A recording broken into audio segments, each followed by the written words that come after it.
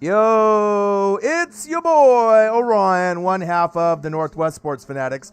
Back at you with a new video. We got the Chicago Bears versus the Green Bay Packers. Sunday night football. Hop in the room with the best on fucking YouTube. Your boy, Orion, and the Northwest Sports Fanatics. Make sure you guys subscribe to the channel. Smash that like button either now or on your way out. Donate to your boy if you can, either on here, patreon.com/NWSF, or our GoFundMe. And if you're looking for merch, Northwest Sports Fanatic merch, link is below every video on our YouTube page. Follow us, Facebook, YouTube, Twitter, Instagram, at NW Sports Fanatics. I hope everyone is having a fantastic day. Merch available for purchase. NWSF hoodies, black, white lettering, $39.99. Represent your boy and the NWSF worldwide. Hope you guys had a great weekend. I had a great weekend. Like I said, even though my Ducks lost to Oregon State, definitely was a shocker. But it shows you how bad the defenses are in the Pac-12. Definitely got over it. I knew that Tampa Bay today was going to lose to the Chiefs. I thought it would be closer than people originally thought, to lose maybe by 3 or 4. I talked to a couple people like Odin's Child and Marcos Pineda, and I said about 3 or 4 points, and it ended up being a 3-point loss, even though it was, in my eyes, a lot bigger of a loss than that. Bang! Tighten up $5. Let's go. Getting the donation started. But I'm excited. I think this is going to be a good game. You got one of my favorite quarterbacks to watch in the league. Number one, my favorite quarterback to watch in the league is Patrick the Clone Mahomes. Showtime, even if it's against my Tampa Bay Buccaneers. We saw what Tyreek the Freak Hill did. Amazing player. You could definitely argue he's a top 1, 2, 3 wide receiver in this league. I mean, this guy had so many yards, 2 touchdowns, like 200 yards, in the first quarter. He's phenomenal. Patrick Mahomes, phenomenal. And like I said, all these people that are donating, I appreciate you. All the people that are smashing the like button, I appreciate you. All the people that are hopping into the chat, I appreciate you. But one thing that we need to know, the Kansas City Chiefs are the best fucking team in football. Patrick Mahomes is the best fucking quarterback in football. You could argue Tyreek the Freak Hill is the best wide receiver in football. Travis Kelce is the best tight end in football.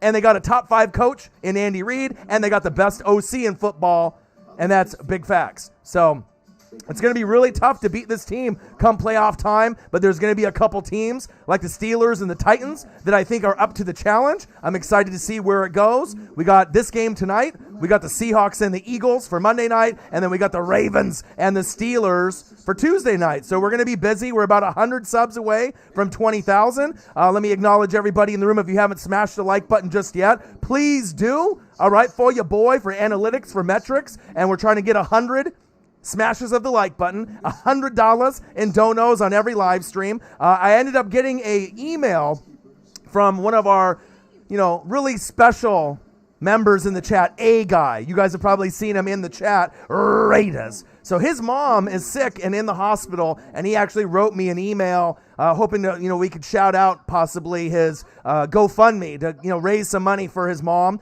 Obviously, he's been in the hospital the last 4 or 5 days. He has no one else to take care of her, which is really sad. He had a heart attack himself. He looks like he's only 30 or 40 years old, and he's going into his savings now and has to miss work. I know he's been crying and not been in a good mental space.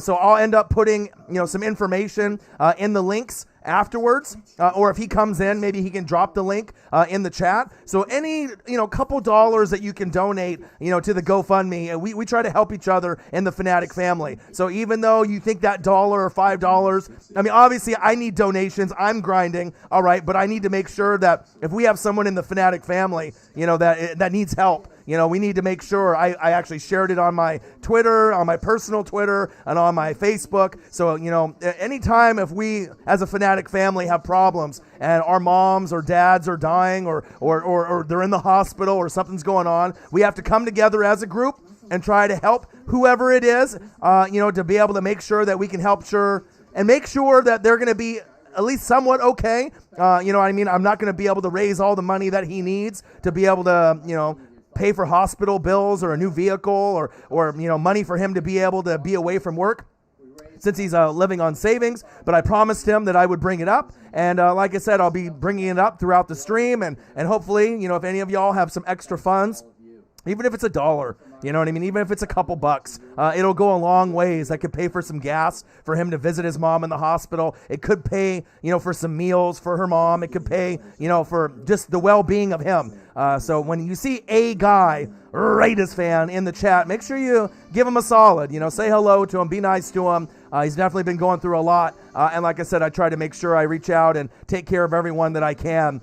In the Fanatic family. So we got the Chicago Bears versus the Green Bay Packers live play-by-play and reactions by the best on fucking YouTube. Your boy Ryan and the Northwest Sports Fanatics. Make sure you guys subscribe to the channel. Smash that fucking like button either now or on your way out. Donate to your boy if you can, either on here, patreon.com/NWSF, or GoFundMe. And if you're looking for merch, Northwest Sports Fanatic merch, link is below every video on our YouTube page. Follow us, Facebook, YouTube, Twitter, Instagram at NW Sports Fanatics. Let me acknowledge everybody in the room. Antisocial Trey, yo, what to do? Anthony V, Skull in the building. Big win with the Vikings and the Panthers going back and forth. I saw your boy getting the touchdown, Mr. Beebe, Don Beebe's son. Huge game. Congratulations on that big win. Panthers fan in the building. On the opposite end of that, I still love your team. I still think you guys are a year early. You're going to go through some ups. You're going to go through some downs. Don't lose hope. Your team is going to be a nice contender next season, and you got to go through the ups and downs before you get there. Not everyone is going to be great year one with a brand new coach and a brand new quarterback, and that's big facts. Lenny D, one of the best mods in the building. Fly, Eagles, fly. How are you? I hope you're doing well. We're going to be doing the Seahawks and the Eagles tomorrow. I'm excited for that.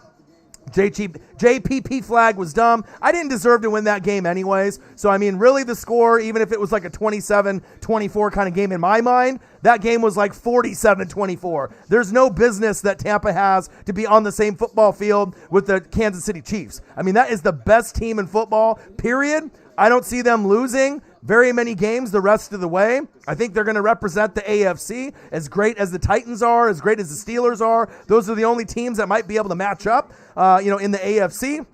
Who knows about the AFC, NFC, what it's going to be, when we get to the NFC Championship. But what I do know is that the Kansas City Chiefs are the real deal. They got a lot of number ones in their back pocket. Quarterback, arguably wide receiver, arguably, no. Number one tight end, Travis Kelce. Tyreek the Freak Hill is amazing. Patrick Mahomes, right? You got Andy Reid. You got Eric Bieniemy at OC, the best OC in football. It's tough. That play calling is just unmatched, and that's big facts. Toby Shelfer in the building. Duval County. He said, just Dave Caldwell out of here. You're making some changes with your organizations. Good for you. You need to. You need to be able to move on, move forward. So that's good that you're being able to move on and get the proper people in Jacksonville to get the turnaround turned around. Green Bay Productions, go Pack, go, baby. What to do? Marcos Pineda, go Beavs. Tighten up with the first donation. Thank you, my guy. $5 back on top of the South. Tighten up.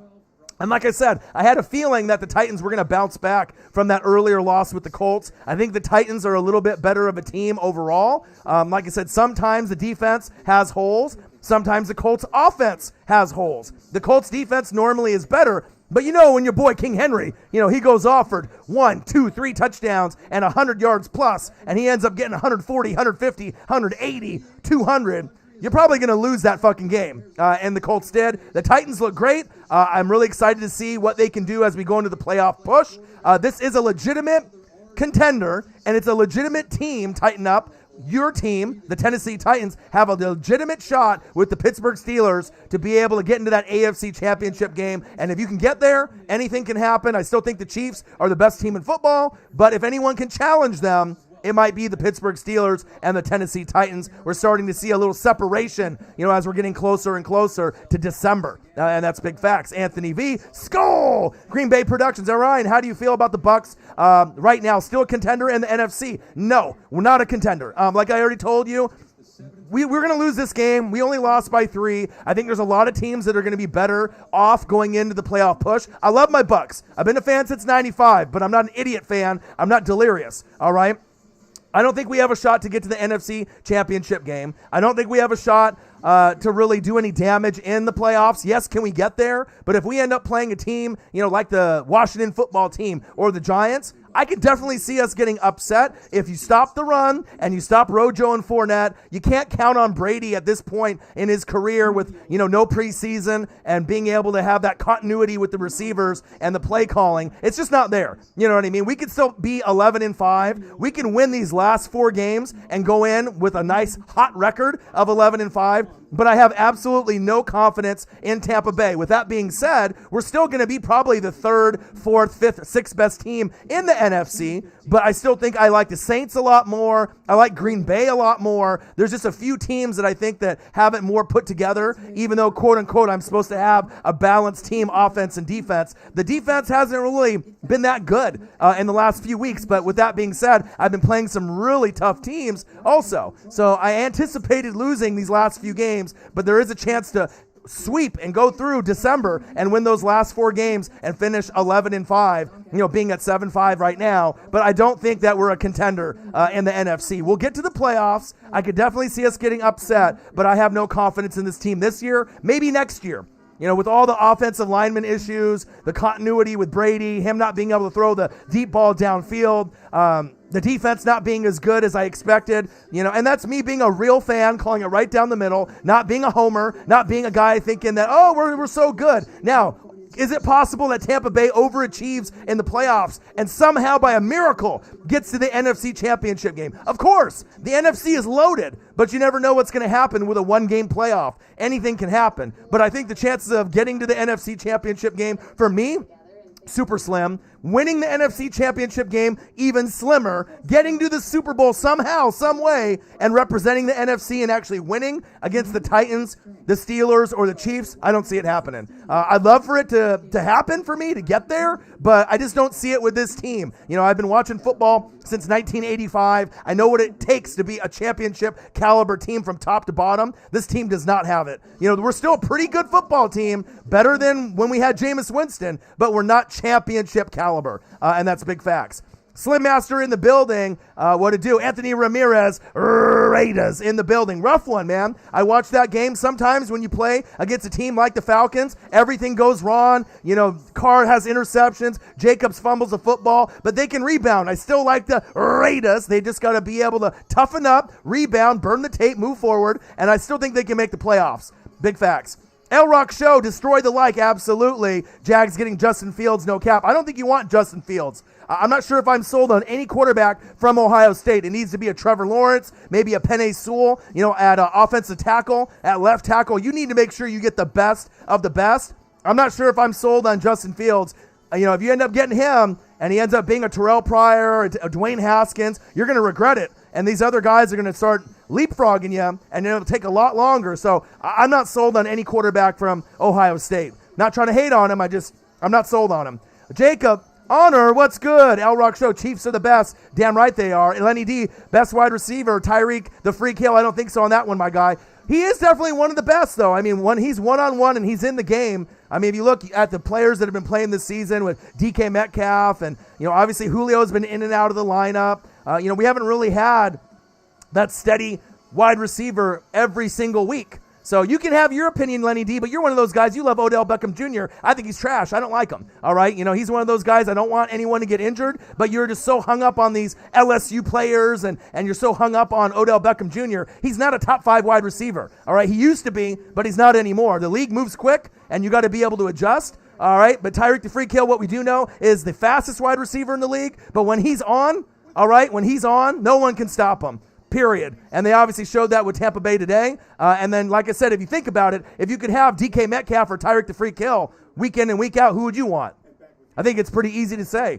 Tyreek is going to be able to get you more consistent numbers game in and game out with the best quarterback in the game. Facts. Anthony V, don't sleep on the Vikings. Kingston Rodriguez, I'm here. What to do? Joe Mama was in the building. What to do? A guy in the building, what's up, man? I appreciate you. Like I said, I shouted you out. I got you on the Facebook share. I got you on the Twitter share. And if you want to post the link in the stream, if it lets you, for your GoFundMe for your mom. Obviously, I'm here for all the people in the Fanatic family. I appreciate that, you reached out. Don't be ashamed of it. Like I said, anyone that needs help, like I said, sometimes we go through things, moms, dads, cousins, grandmas, grandpas, or personal shit where you need a little bit of help. So I appreciate that you reached out to help. And like I said, I'll try to shoot your money, either some Cash App money, maybe in December, or in the GoFundMe. I'll try to do whatever I can, and I'll keep sharing the post. And I know some people in the Fanatic family will try to do their best to share as well. So we love you. We appreciate you. Raiders in the building. What to do? Let's see, South Carolina in the house. James Sizemore in the building. What to do? Odin's Child in the building. See, and look at all the love that you're getting from the people in the room. You know what I mean? We are a Fanatic family here in the building. Savage OD, who dat, you dat, who dat nation in the building. Jerry Three Feathers, who dat, you dat in the building. Juan Gotti talking sports. Mahomes is so good, the best in the game. Like I said, I've been watching football since 1985, and it's not even close. I'm a Joe Montana guy. I'm a Peyton Manning guy. I've seen John Elway play in his prime, and Dan Marino. We've seen Brady. We've seen, Rodgers and Breeze and Russell Wilson and all these talented quarterbacks. They're not even close to Patrick Mahomes. I just hate to say it. I know people don't want to have another dynasty like the Patriots where it's like you don't have a shot to win. If you're a Kansas City Chief fan, you're loving life. But, besides that, I don't really see a lot of wiggle room. Every couple years, you'll get a team like maybe the Titans or the Steelers or maybe like a Saints team or some other team that, can get there. But, to beat a quarterback like Patrick Mahomes and that roster with that kind of coaching, I don't see it. I just don't see any team being able to keep up for 4 quarters. Maybe a quarter or two, but, if it's fourth quarter, you're not going to be able to keep up with a team like that, and that's facts. Let's see here. Absolutely, A guy, I got you, man. Like I said, if you want to drop the link in here, if it allows you to in the chat, like I said, let them know, and then I can put it in the description. I'll copy and paste it and put it in the video description after the live stream is over. So I'll try to help you out as well. We're family here. We try to help each other out. All right. And that's big facts. Lil Uzi Vert in the building. What to do? Crystal Hayes said, donate to your boy. Leave a like and grab some merch. Absolutely. Preston Colvin in the building. What to do? We got a celebrity in the house. Skip Bayless. Saints fan going to come into this chat all cocky because they beat a team who put a wide receiver at quarterback. That's like bullying. Oh my. Skip Bayless with the hot take. What to do? Toby in the building. Let's get Trevor Lawrence. There you go. That's what would be a little bit better if you guys want to end up doing something right there. Skip Bayless says the Saints won't go past the divisional. I disagree. I think the Saints are NFC championship game bound this year. And I think Super Bowl is definitely very possible with this team. They arguably got the best team overall in the NFC, right? They got arguably the best defense in the NFC. They arguably got the best defense in the league. Player for player, the Steelers are ranked number 1, but how far back are the Saints overall with their defense? It's close. The Saints have an amazing defense. I'm not a hater. I call it right down the middle. I use the eye test. I look at stats. The Saints defense is legit. The running game is legit. AK-41, Latavius Murray. I think if they roll with Taysom Hill, there is a chance for that NFC championship game berth, a win, and to get to the Super Bowl. And let's be honest, if the Saints actually go to the Super Bowl, they have the best shot to represent for our NFC to win. All right? If it's the Saints versus the Steelers, a good shot. Saints versus Titans, a good shot. Saints versus the Chiefs, a good shot. You might not beat the Chiefs, but I would imagine they'll be able to hang a lot more than any other team in the NFC. So we'll have to see how things kind of play out. And that's big facts. Malik Mullins in the building. What to do? Philip in the building said Packers are overrated. Maybe their defense is not very good. I still like Aaron Rodgers, though. Out of all the quarterbacks in the league, I might be a Tampa Bay Buccaneer fan. I've never been a big Tom Brady fan. I love Patrick Mahomes, number 1. My second favorite quarterback in the league, and it has been for a long time, Aaron Rodgers. He's just exciting. I got to know him, on a personal level on the Pat McAfee show. If you guys watch that show in the mornings, it's on YouTube. 9 a.m. to noon, Monday through Friday. He's on there on Tuesdays in the 3rd hour. And if you always thought, maybe Aaron Rodgers was this cocky guy that didn't want to talk to the media, this guy is one of the most intelligent, caring, smart, just, down for his players and his team than I've ever been able to interview ever. I mean, he is really one of my favorite players of all time, and I'm going to root for the guy. If it can't be the Saints to get to the NFC championship game or represent the NFC, I want Green Bay to represent. I mean, I know their defense isn't very good, right? But you got Aaron Rodgers, and he's fun to watch. Packers in the Super Bowl, Saints in the Super Bowl, that's fun. That's exciting. People will want to watch that matchup, all right? Packers, Saints, NFC Championship. Yes, please, sign me up. I would watch that in a heartbeat, all right? And then we got the Chiefs and the Steelers. We got the Chiefs, the Titans. I mean, there's a lot of other opportunities out there, and that's big facts. Joe Mama in the building. Malik Mullins in the building. Lenny D says, I think D-Hop is the best wide receiver in the league. Yeah, you got Kyler Murray, there as well, playing good today, not so well. And they lost to, the Patriots. And obviously D-Hop is amazing. And there'll be a lot of, but what's really the big difference between number 1, number 2, and number 3 overall at wide receiver? The gap isn't really that big. I mean, we saw Michael Thomas last year with the amount of yards, maybe not the touchdowns, but the yards and the catches. But I think now with the league and COVID and everything that's going on, game in and game out, Tyreek probably has better, game in, game out stats, if he's healthy and he's on the field than D-Hop. D-Hop obviously has competition with Christian Kirk and Andy Isabella and some of those other, options that they have. But you could say the same thing on the flip side with Travis Kelce and the rest that they have there as well. AJ Sillman is in the building. Well, OBJ is not top 5. So, I mean, you could be all about the Saints and LSU, but he's nowhere near the player that he was when he was with Eli Manning. And if you think he is, you're smoking something, because he definitely is not in the top 5. I don't even think I would put Odell in the top 10, personally. He's on the borderline of top 10 wide receivers, but I don't really see the same type of player that I said a couple years ago, and that's facts. Still a good player, but he's not elite like he used to be. Joe Burns in the building. Another great day to be a Jets fan. Appreciate you. Love you. Glad that you're in the building. Everyone, Joe Mama, Juan Gotti, Jerry Three Feathers, everybody. Let's go. All right, 0-0. Appreciate everyone in the building. We got 20 already likes in the building. Aaron Rodgers, screen pass. And like I said, sometimes people, will be great like Odell Beckham, but like I said, I haven't really seen him be the same type of player. I mean, besides those ESPN Sports Center plays, one-handed grabs, what about game in and game out, being a leader, game in and game out, getting those receptions, game in and game out, getting those touchdowns? I don't really see the effort from him. You know what I mean? It was like when Randy Moss went to the Raiders, where he kind of took plays off. I kind of get that sense from Odell. He cares more about his social media and his presence overall in the media and social media, what clothes he has, what brands he represents, really more than the team and winning. You know what I mean? And I know that I don't know him personally, and I know he cares about winning, and I know he wants to be able to do the best that he can, but I just think that there's a lot of wide receivers out there that I would take over Odell personally. That's facts. He used to be great. He used to have that motivation. He had that connection with Eli, right? But I haven't seen that dominance, that top 5 wide receiver from him in a long time. Maybe he'll get back to it before his career is over, but to me, he's always going to be a number 8 to number 15 wide receiver in this league, and I don't know if he'll get any higher for the rest of his career, and who knows if he can stay healthy. Nice run up the middle. First down, Packers. Aaron Jones, Aaron Jones. Packers move the chains. We got Chicago Bears versus the Green Bay Packers. Live play-by-play and reactions with your boy Ryan and the Northwest Sports Fanatics. Make sure you guys subscribe to the channel. Smash that like button either now or on your way out.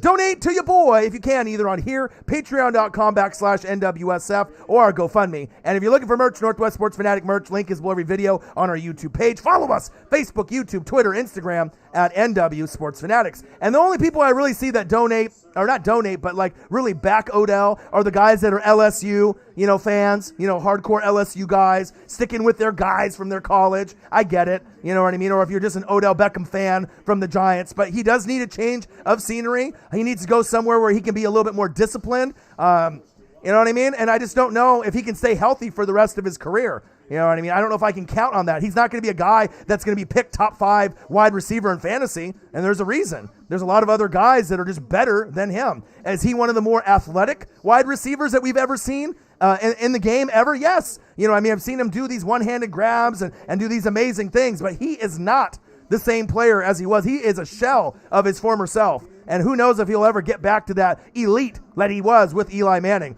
If I had to take a guess, I would say no. I don't think he'll ever be the player that he was before.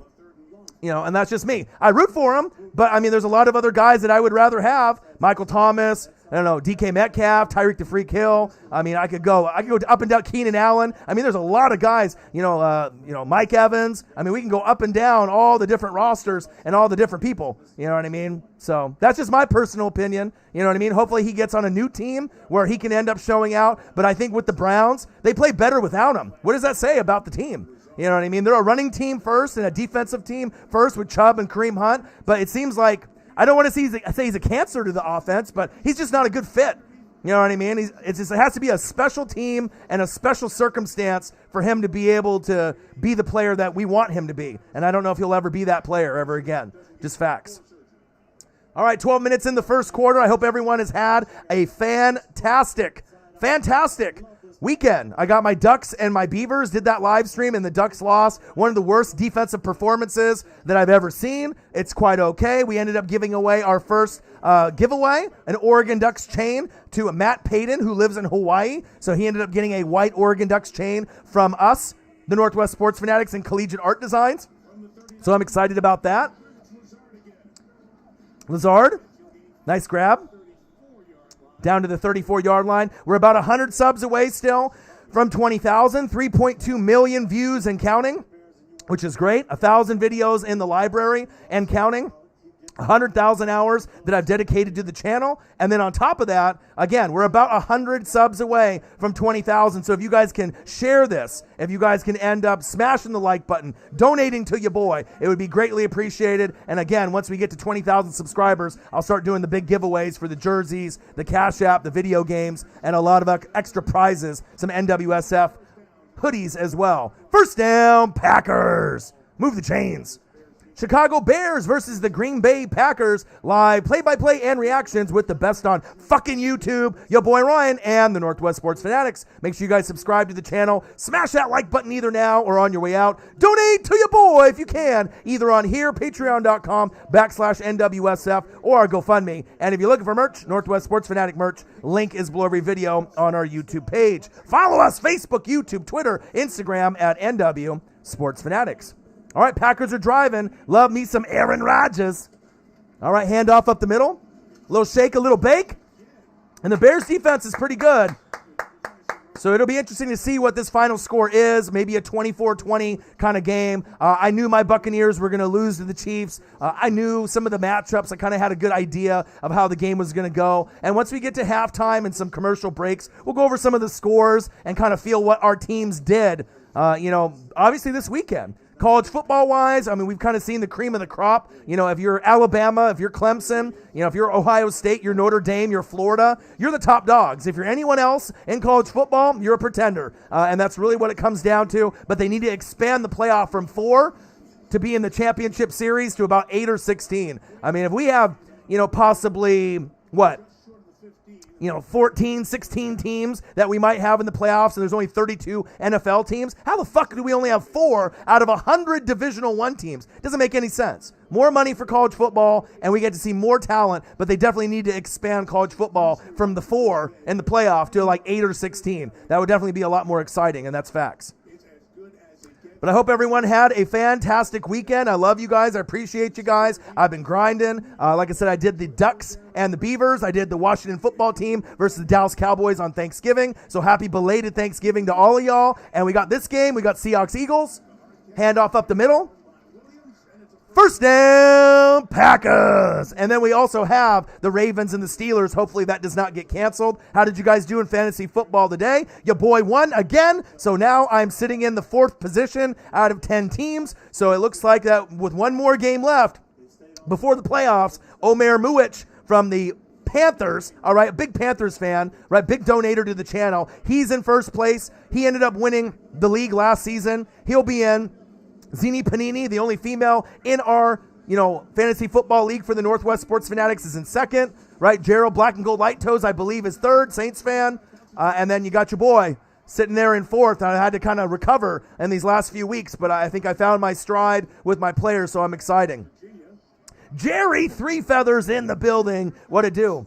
Of course, you're going to get the people that are haters. The Saints took care of business like they should have against the Broncos. That could have been more of a trap game where it could have been a little bit closer, still having the Saints win. But you don't have to listen to anybody in the room besides your boy, all right? I call it right down the middle as a Bucs fan, period. The Saints are the best team in the NFC, and they pretty much have been all year. Period. And so it's really their chance to lose. They're the team to beat. If the Saints beat the Saints, then you're not going to get to the NFC Championship game or the Super Bowl. But I mean, based on every other team that I've seen, the Bucs have weaknesses. You stop their run game, the defense, you let Brady throw, and you have a great defense and a great running game and a great play calling scheme. You're better than the Bucs. The Saints have clearly shown that. The Packers have an amazing offense like Seattle, but they lack defense. Packers don't have a D. Seattle doesn't have a D. The Cardinals are starting to get exposed. So really the biggest threat to the Saints right now is probably going to be the Los Angeles Rams.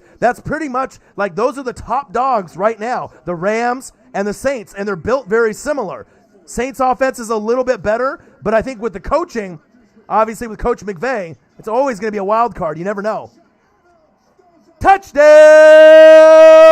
Packers! Top 5 alert! Davante Adams, another wide receiver that I would take over Odell Beckham Jr. 1,000 times better than Odell Beckham Jr. Better route runner. I'll take his hands just as much as Odell Beckham's. I mean, there's so many other wide receivers, that I'd rather have than Odell, but I pray for his fast recovery. I hope that he ends up, being a guy that's motivated to try to be a top 5 wide receiver in the game again. But I think moving on from the Browns will be his best shot. I would love to see him go to a team like maybe New England or go somewhere else, maybe to like Seattle, somewhere where he can maybe fit in a little bit better. But obviously the fit with the Browns, I mean, Jarvis Landry ain't nothing either. I mean, really, the offense on the Browns, it's not even really Baker Mayfield. It's like hand the fucking ball off to Chubb, hand the fucking ball off to Kareem Hunt, play good D, that's how you win. Extra point is up.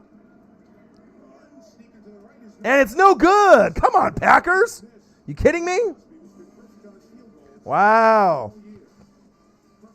But I mean, if you look at Aaron Rodgers, Aaron Jones, and Davante Adams as far as the 3 Musketeers, when they're on, it's really tough to beat that trio. That 3-0 trio, all right? It's really tough to be able to keep up with those guys. Defensive-wise, it's one thing, but it is. Lenny D, you're just an OBJ guy, you know what I mean? Just like you think the Bullet Club is better than NWO. We're all going to have our opinions, all right? It's often imitated, never duplicated. The originators of the game and the guys that copycat. So you like the copycat, right? I like the original, all right?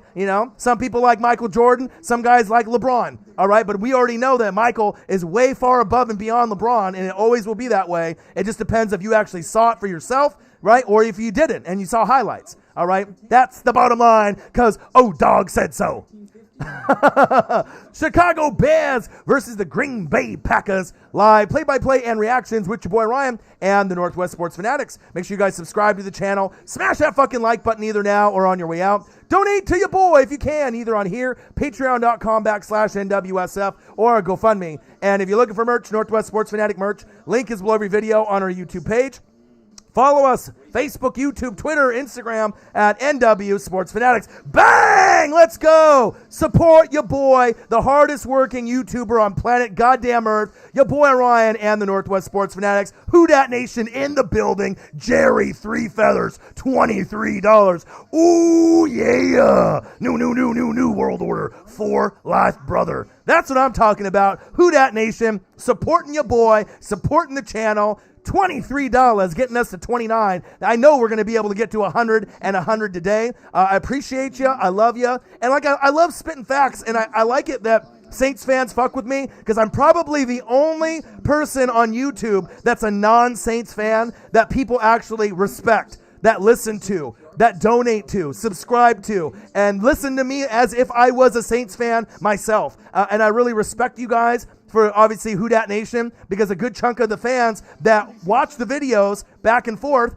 right, and donate and show love are from Who Dat Nation. You know what I mean? These people, they show the love, You know what I mean? They love their teams unconditionally. Sometimes people have issues with the Saints, but they've gone through a lot in the last 3 years. You know, it is what it is. I get it. There's a lot of pain. There's a lot of agony. There's a lot of bullshit. There's a lot of issues with the refs, all right? But they have the passion. They have the energy, right? And even though some people hate them, some people don't like them, I'm a Bucs fan, right? I root for great players. I root for greatness, right?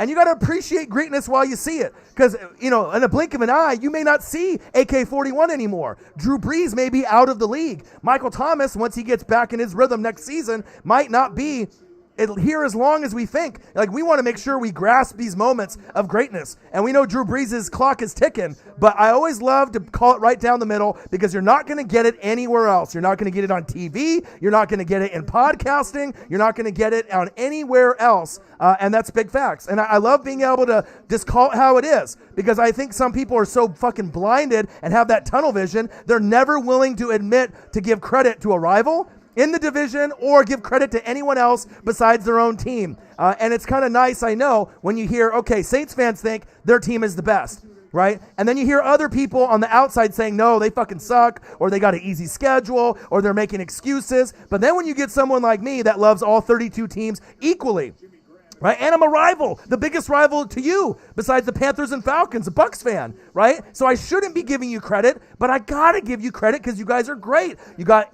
great running backs. You got great coaching, right? You got a great defense and arguably the best defense in the league. Go, go, go, go. Nice run.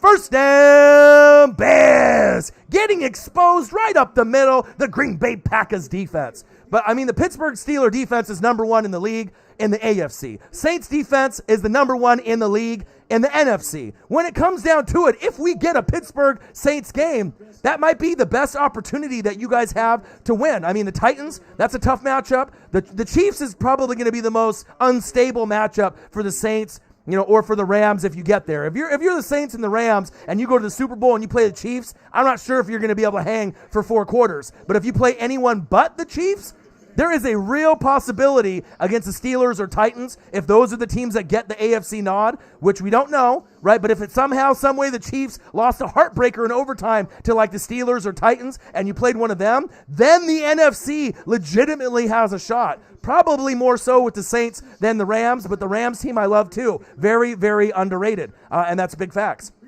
Patriots, great win. I mean, you shouldn't have lost that win to the Texans, but if we end up expanding the playoff picture, there is a chance that they can get in, but I don't really see them doing anything. I mean, the wide receiving core is garbage. They can't run the ball effectively. Cam Newton is not playing like a good quarterback this season. Very up and down. Oh! Is that a fumble? Catching a fumble? Oh, baby! The Bears being the Chicago Bears. What happened to my hands? That was the most Chicago thing. That normally is like Tampa Bay, where we call that Tampa Bay-ish. Wow. Wow. Look at this. Look at this grab. Oh, no. That's got to be incomplete. That's got to be incomplete. That's got to be incomplete. But I do love the Titans. I do love the Steelers. I love the Chiefs. Those are the cream of the crop in the AFC. We definitely can see that. That's got to be incomplete. And then the NFC, by far, Saints number 1, no question. Rams number 2. And then it's kind of a toss-up for 3. Is it the Bucks? I don't know. You know, is it the Seahawks? Is it the Cardinals? You know, who else? Is it the Packers? Probably the Packers. If I had to say the third team, based on how I like to watch football and what I see, you know, I see Saints, you know, Rams, and then Packers, and then you could probably put Seahawks, then maybe Buccaneers, and then Cardinals. You know, we all have our strengths and our weaknesses, but Aaron Rodgers is way better than Tom Brady. Aaron Rodgers, to me, is the top dog as far as quarterbacks, period, besides Patrick Mahomes. Those are my 2 top dogs. That's really for the MVP this year. Trubisky? Oh, did he get it? Oh, almost. Almost. But like I said, if anyone can go to the Super Bowl and it's not my Tampa Bay Bucks, I am really looking forward to the Saints to see if this could be the year that they can get there. This is the team that even though Michael Thomas isn't 100%, you know, you can see clearly they don't turn the ball over a lot. Taysom Hill can do the job. They got two great running backs. AK-41 deserves some MVP votes. Latavius Murray can score 2 or 3 times on his own. You've seen that today clearly. And the defense is phenomenal, led by Demario Davis, a.k.a. the Glue. So, me being a Bucs fan has nothing to do with it. I'm just a smart fucking NFL fan that gives credit where credit's due. Field goal attempt is up. And it's good.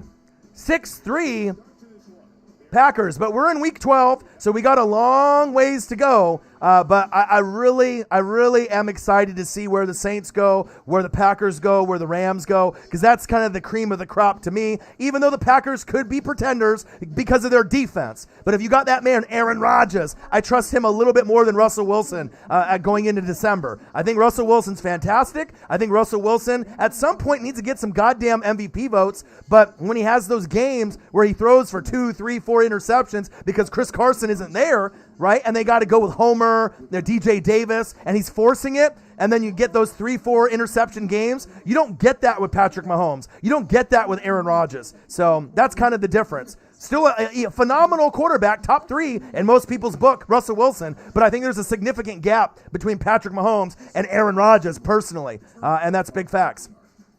I got the Chicago Bears versus the Green Bay Packers. Live play-by-play and reactions by the best on fucking YouTube. Your boy Ryan and the Northwest Sports Fanatics. Make sure you guys subscribe to the channel. Smash that fucking like button either now or on your way out. Donate to your boy if you can, either on here, patreon.com/NWSF, or our GoFundMe. And if you're looking for merch, Northwest Sports Fanatic merch, link is below every video on our YouTube page. Follow us, Facebook, YouTube, Twitter, Instagram at NW Sports Fanatics. If you're new to the channel, which it seems like we've been getting some recommendations from YouTube lately, we have 3.2 million views and counting, all right? Over 1,000 videos in the library and counting. So 3.2 million views, all right? 1,000 videos in the library, all right? Over 100,000 hours I've dedicated to the channel, and we're 100 subs away from 20,000. So if you decide to smash that like button, there's about 75 to 80 people in the room right now. 28 people have smashed the like button.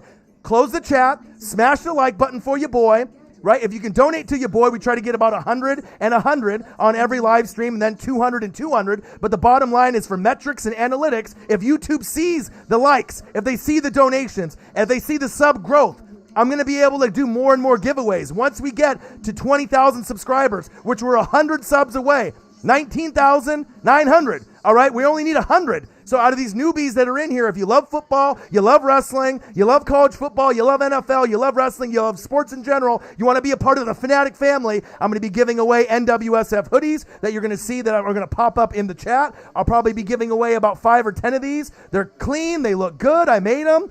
They're comfortable.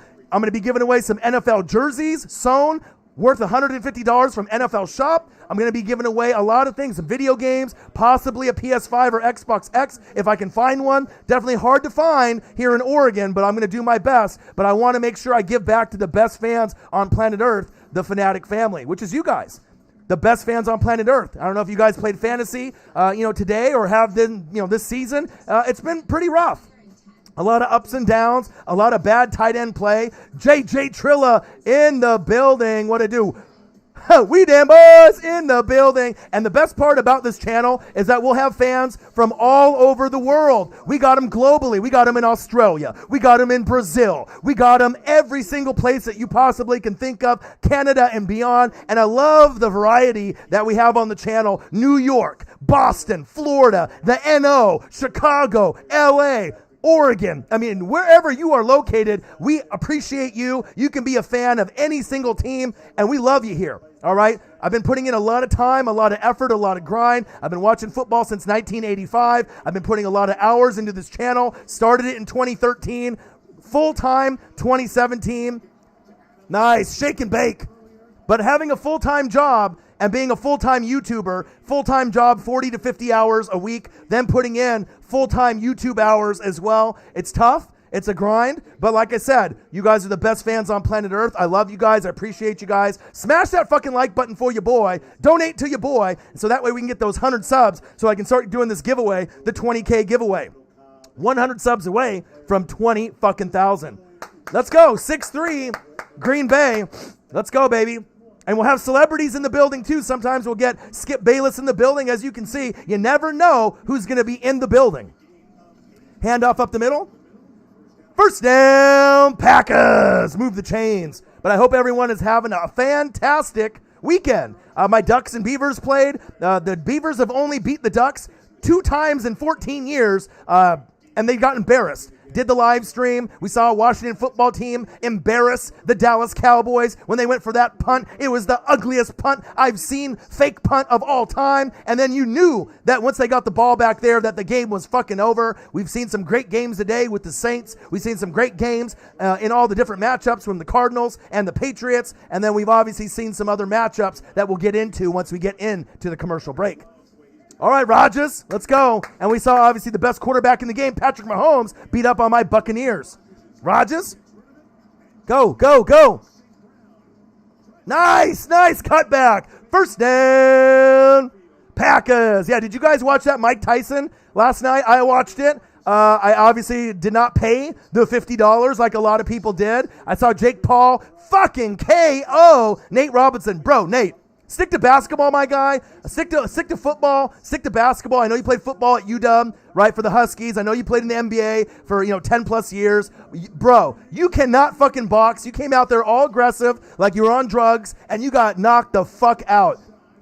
Snoop Dogg was great. Jake Paul is one of those things that, he has 2 fights. He's undefeated.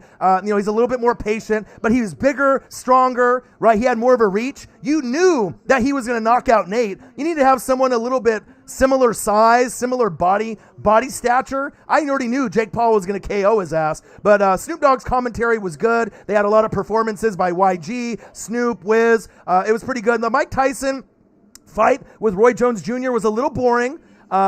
It was a little boring, you know what I mean? It went the full distance, the 8 rounds. They called it a draw, which I figured they would. They don't want to hurt Mike Tyson's feelings and have him bite an ear, or they don't want to be able to get Roy Jones, Jr. But Roy Jones had a little pizzazz, a little snap. He had a little flair to him. He was a little quicker than I expected him to be. Tyson was still fast and strong for both of them being in their 50s, but it is what it is. I'm not sure if you guys caught it. It wasn't worth $50, but I enjoyed watching it last night. Handoff up the middle on 1st and 10, gain of about 4 or 5. But Snoop Dogg was great. If you remember watching Snoop Dogg, when he ends up being a guest commentator for the NBA, he's very intelligent. He watches football. He watches the NBA. Obviously, if they let him swear more, just like we do here on the Northwest Sports Fanatics, let him be a little bit more free with it. And you can't really do that in an NBA broadcast. But I truly enjoyed the broadcast and who they had. They had Morrow, formerly of NXT. Call kind of the play-by-play, and you saw a few of the other UFC fighters that were in the building. Israel was in the building. Snoop Dogg was in the building. Sugar Ray Leonard was in the building. Absolutely. A guy, you got it. A guy, my guy, Raiders. We got Green Bay Packers versus the Chicago Bears. Live play-by-play and reactions with your boy Ryan and the Northwest Sports Fanatics. Make sure you guys subscribe to the channel. Smash that fucking like button either now or on your way out. Donate to your boy if you can. If you're here, patreon.com/NWSF and that GoFundMe. And if you're looking for merch, Northwest Sports Fanatic merch, link is where we video on our YouTube page. Fill up, bang, $2. Well, sometimes when you have a Skip Bayless, right? It may be toxic to some people, right? But Skip Bayless has his own opinions. You know what I mean? That's why you see that on TV. He's always going to be about what he thinks, right? And it's a part of the show. Sometimes you're going to have those type of people. As long as you're not blatantly disrespecting people, all right, personally, we'll be okay. Aaron Rodgers, first down, Packers. Funny story about Skip Bayless. When he first came into the channel, he started being a troll, didn't know what the channel was about, created like 20 profiles. We booted him on all of them. He came back and he apologized, right? And then we let him back into the room because he realized how cool of a channel this was. And he had, O.J. Simpson and Johnny Cash, Skip Bayless, Shannon Sharp. I mean, I can't even tell you how many different Skip Baylesses profiles that he has, but it is what it is. But like I said, it makes it interesting. It makes it fun as long as he's not disrespecting anyone personally. You know what I mean? He already did his apologizing, and he was the first person to really troll the channel in 4 years. Besides NWSF hater that came in on the last stream, biggest NWSF hater 1, 2, 3, 4, 5. I mean, you got a lot of time on your hands to be hating Jim Brown, Randy Moss, Marquise Colston, people from the grave, people that have already passed away. It is what it is, you know what I mean? But it makes it interesting. It makes it fun. And as long as it's not disrespecting anybody personally, you may see Skip Bayless from time to time. Patriots, Cody Armstrong, I saw, man, a big win. I have Kyler Murray in fantasy, and he got fucked over. Only got me like 9 or 10 points, but luckily the rest of my lineup dominated, so I didn't lose this week. But that could have been a drastic loss for me, and I knew Kyler with the AC joint, it could be lower scoring, but I expected a little bit more. But that's a Bill Belichick defensive-led team, and they found a way to get the dub at the end. I'm not surprised. Don't think that they'll make the playoffs, right? But definitely they're fighting. They're still trying hard for Belichick. We had 3.2 million views and counting, all right? So the channel's growing. 1,000 videos in the library and counting. 100,000 hours I put into the channel, and we're about 100 subs away from 20,000. So if you can please sub to the channel, share this on your Twitter, your Instagram, your TikTok, whatever it is, share the link, get the word out. If you have brothers, you have sisters, you get anyone that's out there to sub. Look at even Skip Bayless has money. His Dallas Cowboys got fucking wrecked from the Washington football team, but he's rich. He's got money. Bang, $5. People just don't understand what makes the chat great. And this is Skip Bayless's first donation to the chat ever. All right, so he must have stole some money from Shannon Sharp from the show. Did you get into Shannon's wallet, Skip? I think you must have, because you donated money to the channel, and you went from being the biggest troll on planet Earth to being one of the biggest supporters of the channel. I love you. I appreciate you. Some people might not like you in the chat. I don't have a problem with you. Thank you so much. $5, Skip Bayless. Bang! A celebrity will even donate to your boy when your boy is working as hard as me. Appreciate you. I love you. Oh, man, Shannon Sharp is not going to be happy you stole some of that Hennessy money out of his wallet. He will be talking to you tomorrow about that $5.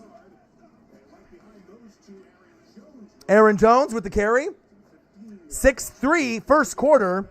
Appreciate every single one of y'all that's in the room. I love you guys. I appreciate you guys. I hope you guys are having a great weekend. A great weekend of games. Like I said, I'll be going over that probably at the end of the first quarter. We'll go over some of the wins. You let me know how you guys are doing in fantasy football. If you need help, how things are going. Oh, look at that. Bang! Another $5. Skip Bayless really stole the money. He took cigar money and Hennessy money. Oh, my. Want to match with me, Saints fans? If you don't donate, you're a first-round exit. Oh, my.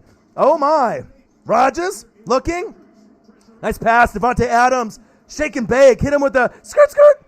And so what do we think about Saints fans with Jameis Winston dancing, right? And the NFL cracking down on you guys, right? And you guys losing like a 6th or 7th rounder and getting fined. But what about the other teams that were doing the same thing with no masks? So definitely the Saints were targeted, based off the penalty. Maybe Jameis being a little over the top with, eating the W's and getting crazy and dancing around, trying to, kind of rub it into Tampa Bay. But I definitely think, that the Saints were targeted based off that. They should definitely target all the teams fairly and equally, because they're not the only team with no masks getting crazy after a big win. I mean, shit, beating the Buccaneers 38-3, everyone's going to get wild and crazy. And I get the concern, especially with COVID, but let's be fair, about all the teams, and if you're going to discipline one, discipline them all the same way. But as we know, it doesn't work like that in this NFL, unfortunately.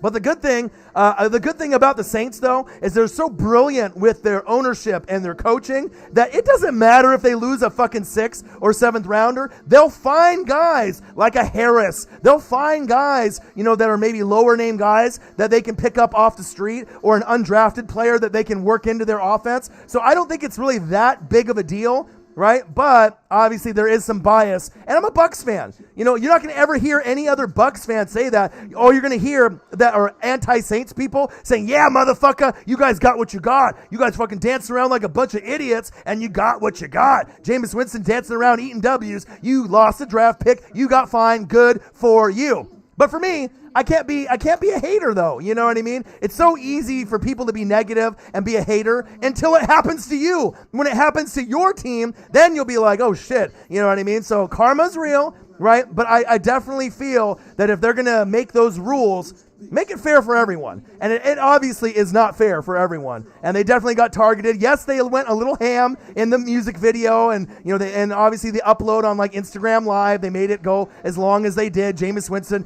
dancing around like a fool. I get it. He's happy to beat his former team, the Buccaneers. But I just don't like teams getting fined the amount that they are. But I do understand with COVID. I don't like the draft picks losing that either. It's one thing to fine a team, but let them keep the draft picks. That's a little harsh, don't you think? I mean, if it's against your team, of course you're not happy. But if it's not your team, you can just be a hater and you're like, yeah, they deserved it. Until it happens to your team and you're like, fuck, this is not a good decision. You know what I mean? And that's big facts. Chicago Bears versus the Green Bay Packers. Live play-by-play and reactions with your boy Ryan and the Northwest Sports Fanatics. Make sure you guys subscribe to the channel. Smash that like button either now or on your way out. Donate to your boy if you can, either on here, patreon.com/NWSF, or our GoFundMe. And if you're looking for merch, Northwest Sports Fanatic merch, link is below every video on our YouTube page. Follow us, Facebook, YouTube, Twitter, Instagram at NW Sports Fanatics. He says, Rojo Red, I need your energy. But guess what? Nobody has the energy. Ooh, yeah. As your boy does, Orion and the Northwest Sports Fanatics. I got the best energy, the best fans, the Northwest Sports Fanatics, the Fanatic family. No one is on my level for energy 24/7. Just like the 24/7 Hardcore Championship, baby. Let's go. Aaron Rodgers, first and goal. About to punch this in for a touchdown. Ooh, little play action, bootleg, floater. Touchdown! Packers! Let's go! Easy peasy, lemon squeezy. Green Bay Packers representing those Oregon Ducks colors with the green and the yellow. Dominating this Bears defense, who actually is a top 10 defense in the league. But guess what? If you have a top 2 quarterback in the league, if you're not Patrick Mahomes, who's second best? Aaron Rodgers. MVP, Mahomes. MVP, Aaron Rodgers. I mean, that's bottom line. He makes everything easy. He makes everyone around him better. I mean, it's just simple.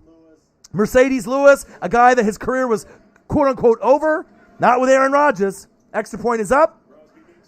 Mason Crosby is good. He shouldn't have missed the fucking first one. And so even though Green Bay defense is not good, sometimes non-existent, when you have that man, Aaron Rodgers, you're going to be in every single fucking football game for the most part. I mean, every once in a while when you have a performance like the Niners and the NFC Championship game last year, I mean, you really got to have a special defense to shut down an Aaron Rodgers or a Patrick Mahomes. That's why we don't see it very often. I mean, the Bucs got to the Packers earlier this year, very rare, but you haven't really seen them get stopped since, right? With Patrick Mahomes, you saw the Raiders do that, right, earlier in the year. But since then, I mean, have you really seen anybody slow down, Patrick Mahomes? And that's what I've always been saying, with the Chiefs. They are the best team in football, all right? You got the best quarterback in football, Patrick Mahomes. The best tight end in football, Travis Kelce, all right? You arguably got a top 3 wide receiver in Tyreek the Freak Hill. You got the best OC in the game with Eric Bieniemy, all right? Defense is very underrated. Andy Reid is a top 5 coach. That's why I don't really think that there's not any really team that's going to be able to keep up, with the Kansas City Chiefs. And even though the Bucs lost, my team, by 3, in reality, I thought the game was more of like a 20-point blowout. Sometimes games, you look at the score at the end of the day and it says you only lost by 3 or 7 or 10. But in actual reality, the game was already over in the first quarter. When Tyreek had 2 touchdowns and 200 yards, I mean, you knew he was pacing for like 800. Yeah, man, he's great. I love the Chiefs. Like I said, I love great football. You know what I mean? And I'm not afraid to say what I really feel. And a lot of people just don't want to give the the credit where credit's due. JJ Trilla in the building. What to do, my guy? 13-3. Let me update the scoreboard here. Your boy's got to multitask, call the game, look at 10 different screens. But I hope everyone had a great weekend. I love you guys. I appreciate you guys very much. Thank you for tuning in with the best show on YouTube, the Northwest Sports Fanatics. The Fanatic family are in the building. We're in the second quarter. Trubisky, which they probably should have never left from Trubisky to begin with. I mean, I know the Nick Foles experiment was sexy. They're like, you know what? We got to be able to see what we got with this guy, but I think sticking with Trubisky from the very beginning would have been the best route to go. Jesse Garner, Chiefs Kingdom in the building. The best team in football, the Kansas City Chiefs. What to do, man? I have no hard feelings. I am not angry. I'm not mad. Congratulations. You guys should have won that game. And honestly, nice catch. First down. Bears move the chains. I think it would have been more detrimental losing to a team like the Bucs for the Chiefs than me winning that game, because I have 4 winnable games in December where I can finish 11-5. Is Tampa Bay a contender? No. Is Tampa Bay going to make the NFC Championship game? No. Is Tampa Bay going to go to the Super Bowl? No. All right? There's other teams that are better. Can we somehow get to the playoffs and maybe win a game? Yeah. You know what I mean? But this team is nowhere near the Saints.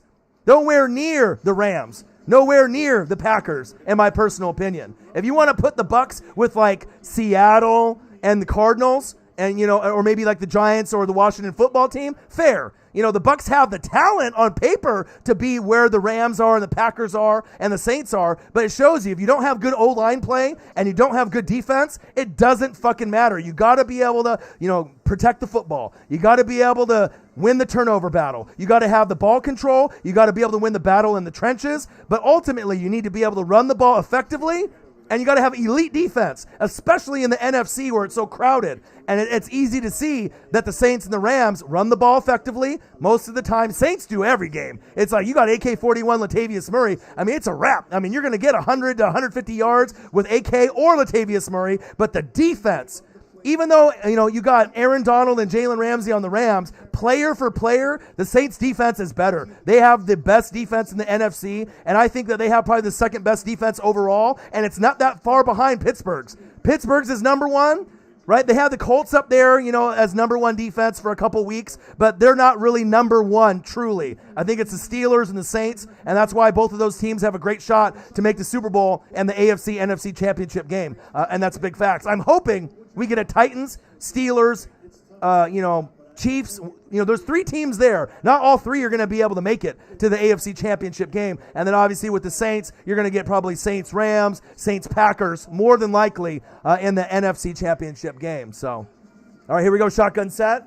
Trubisky. Nice pass. Nice pass. First down. Chicago. Move the chains.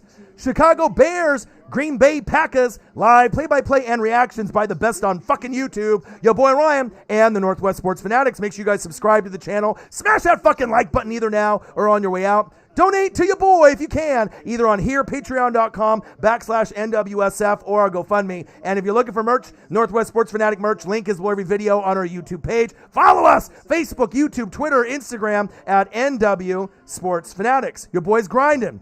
3.2 million views and counting. 1,000 videos in the library. Check. 100,000 hours dedicated to the channel. Going deep. Oh, intercepted. Woo-hoo! Let's go. Big pick by the Green Bay Packers. So again, 3.2 million views. That's not easy to do. All right, 1,000 videos in the library. Not easy to do. 100,000 hours I've dedicated to the channel. Top notch, the top dog, the Ric Flair of YouTube. It's your boy.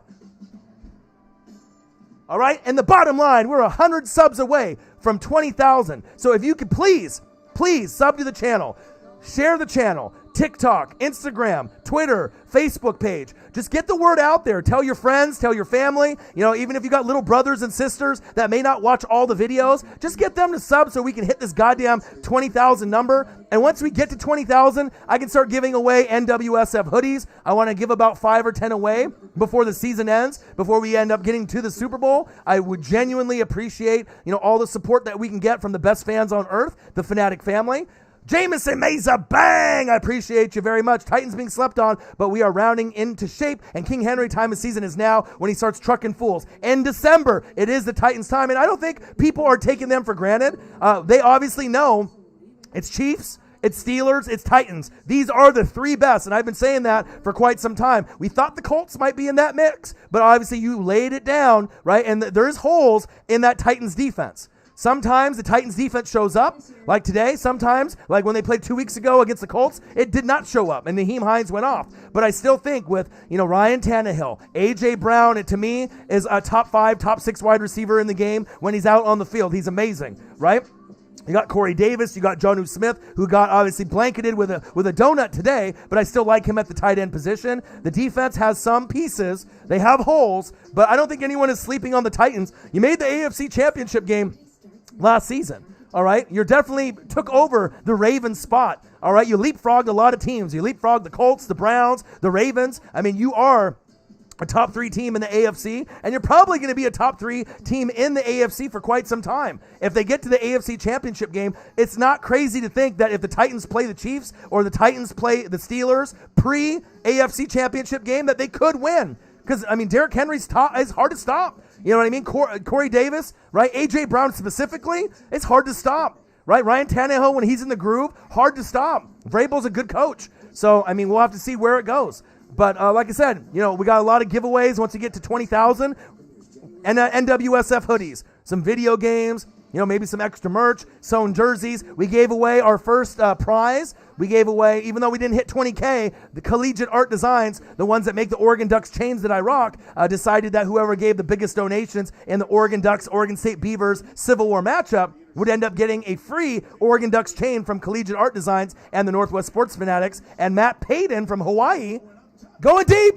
Oh, incomplete. Ended up winning because Odin's Child, as well as another big fan of the channel, donated quite a bit. We hit $150 in donations in that game alone. So Matt Payton was the winner of a white Oregon Ducks chain with the white O. So I'm excited. We're going to be doing more and more of those Oregon Ducks giveaways as well as other merch. So I'm really excited to see what we can do with the fans. Like I said, just get the word out.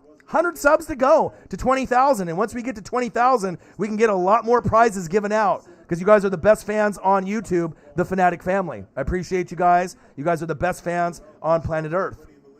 Cash App. It's coming in. It's coming in. 2nd down and 10. Shotgun set. Rodgers. Nice pass. He makes everyone better. It's like the Michael Jordan out there. You know what I mean? It's like when you see Aaron Rodgers, he's deceptively fast. You know, it's crazy.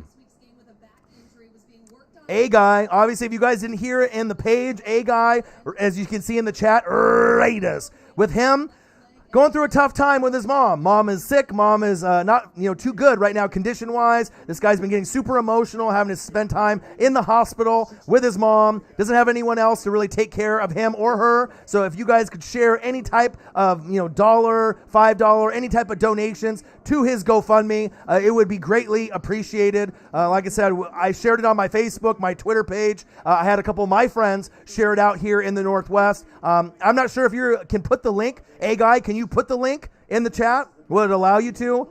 See if you can put it in the chat there.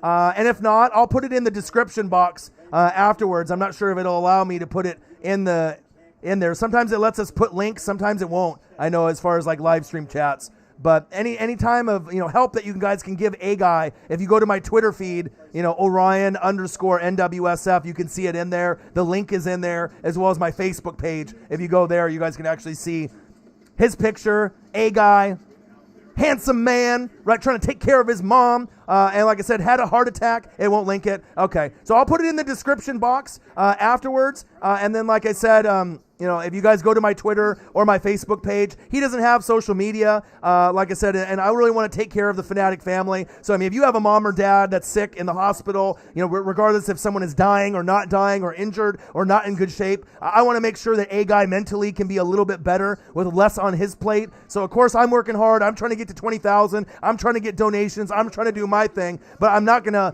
bypass someone that's reaching out for help. If someone needs help, I am going to do everything I can to help, and I encourage anyone that is listening to me right now, do the same. Because even if you think that your dollar donation to his GoFundMe won't help, it really will. It could go towards gas for him to visit his mom. It could go towards food. It could go towards anything that he needs or his mom needs. And like I said, you want to make sure we take care of our Fanatic family because we are family here. So I'll put it in the description afterwards. And like I said, Facebook and Twitter, if you go to my personal Facebook and Twitter, you can see the link there as well. And then, like I said, maybe I'll end up doing a Cash App and I'll send you some money in December.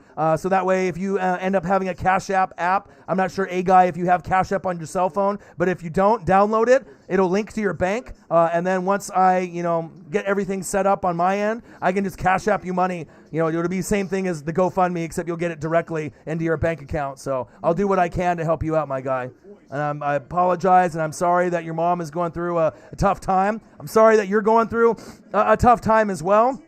It's tough, but that's why we're here. We're the Fanatic family. We stick by each other. We try to support each other. And sometimes sports, and someone like me can make your day a little bit better. Being with family and being with fans that love the game, sometimes things can be better. Look at Jesse Gardner, big Chiefs fan. Life is tough. My grandma was recently diagnosed with breast and lung cancer, starting treatment tomorrow. I'm sorry, man.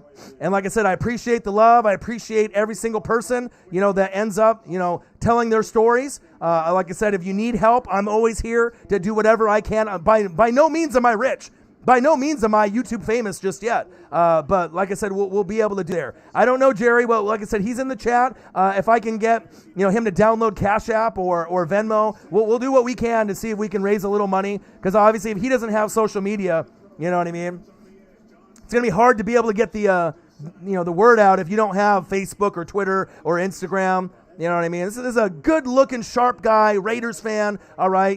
Just a good overall guy, Already had a heart attack, already has gone through some tough, adversity in his life. The last thing I want you to do, guy, is to have to go through all these things by yourself. So I promise you, with the Fanatic family, there'll be a few of us that will be able to help you out and be able to do what we can. And if we need to send you some money, Venmo or Cash App, I imagine here in December you'll get a little bit of help. And I'll keep sharing your posts on my personal Facebook and Twitter as well. Keep your head up. Say hello to your mom for me, even if she doesn't know who I am. And like I said, I'll be praying for you and your family. And if you guys need any help, it's the same thing, goes for anyone else that's going through some tough times as well. Just like Jesse Gardner, prayers up to your grandma with breast and lung cancer. Prayers up to you and your grandma. And like I said, I'll be praying for you guys, and I hope everything gets better for you guys as we move forward. And that's big facts. I got you, man. I got you. Not a lot of people would step up, you know what I mean? And they would just, they would hear an email or hear a reach out, but don't ever be embarrassed. This is the Fanatic family where I truly do care about the fans. You guys are the Fanatic family. And if I say something, I'm going to be on my word. So, and we got a lot of people, like Jerry Three Feathers, very giving. This guy will make donations for people, not even himself. He'll make a donation for someone else. So if you got someone that's that kind-hearted, of course you're going to get people like me and Jerry Three Feathers and a few of us that will definitely help out. We might not be able to get to a big goal of, 5 or 10 or 15, 20,000 with just a few of us in the chat, but we'll definitely be able to do more than maybe if we didn't share, the page or if we didn't actually react to it. But we're going to do all we can to help you out, my guy. And if anyone needs help, I'm definitely going to be here to do anything I can to help you guys. Big facts. All right, here we go. Second quarter. 13-3. Packers, 3rd down and 4. Aaron Rodgers, the second best quarterback in the league behind Patrick Mahomes. He's deadly. He's smooth. Look at the speed. Look at the agility. Oh, and he almost got the first down. Tripped up. 8-yard line. 28-yard line. They're going to go for it or not? 4th down and 2. You might as well kick the field goal and take the points unless they don't believe in Mason Crosby. 8 more likes to 50 to get to that goal by halftime. $4 more to 50. And the goal is to get to 100 and 100. And we have 100 subs to go to 20,000. 3.2 million views. 1,000 videos in the library. 100,000 hours I've dedicated to the channel. Your boy's the hardest working motherfucker on planet goddamn Earth. All right? And then we have about 100 subs from 20,000. 19,900. Help me get this last 100. Share the page. Share it on Facebook, Twitter, Instagram, TikTok, whatever you got to do. Help your boy so that way we can do that. Absolutely, Jameson, that's what I would do. I mean, I don't know if anyone would do that for other people out there on these other channels, but I definitely am willing to shout out. And if you go to my personal Facebook, you'll see the page that I shared. You can go to my Twitter, and it's on there as well. My buddy Marcos Pineda, big Seahawk fan, that is one of my best friends. He shared it on his personal Facebook already. It only takes 2 seconds to share a post if someone needs help, but people out there are so goddamn lazy, that sometimes people don't do it. People don't like supporting other people. It's sad, you know what I mean? But if you come here where you have the power of positivity like the New Day, right, in WWE, we try to encourage supporting each other. We try to encourage people going for their dreams, encourage, people to be brave and ask for help if they need it. You know what I mean? There's just too many people out there that are haters, too much negativity out there. I want my crew to succeed. You know what I mean? I want my crew to be rich. I want my crew to be successful. You know what I mean? I don't want my friends to fail. Nice stiff arm. Roll, baby. Angry runs. Robert Tonyan. First day, Packers. Let's go. Yeah, I need to do more on there.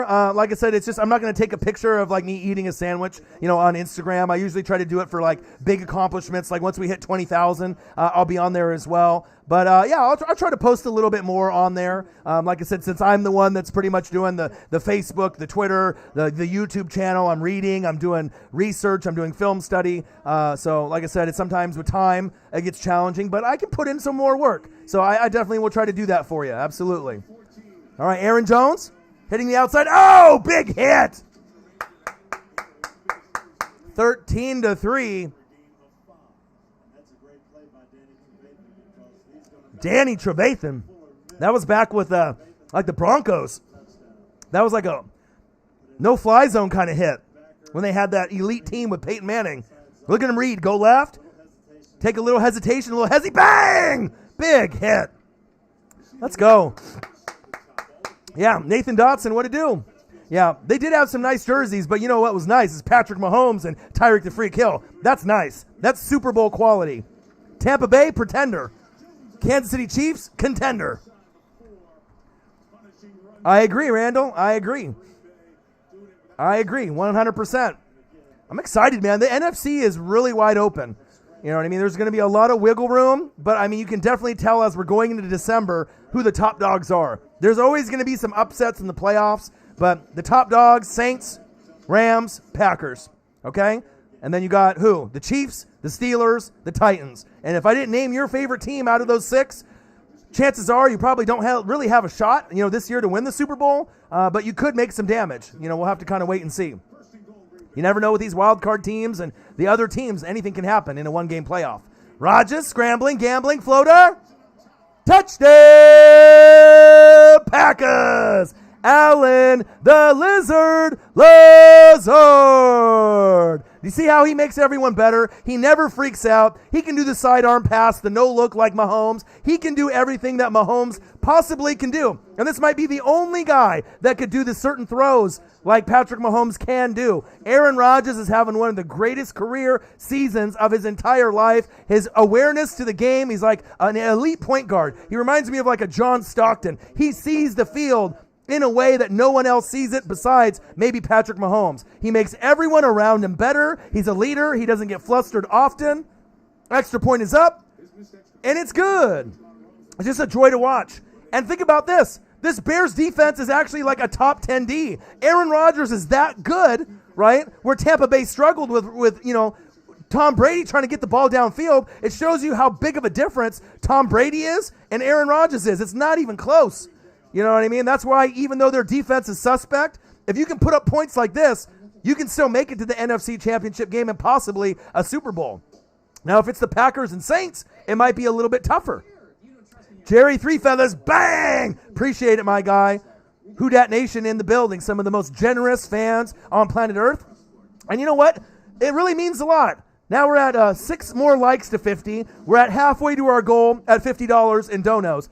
But if you think about it, on YouTube, it's very rare to be able to go to someone's channel that isn't a Saints fan if you're a Saints fan, right? And really respect that person or really enjoy being there or to smash the like button or to sub to that channel or to make a donation. But some of the biggest donations from the channel comes from Who Dat Nation and the Saints fans, and the respect that you guys give me, I give it to you guys right back, and it's not bullshit stuff. It's not, saying things that aren't true.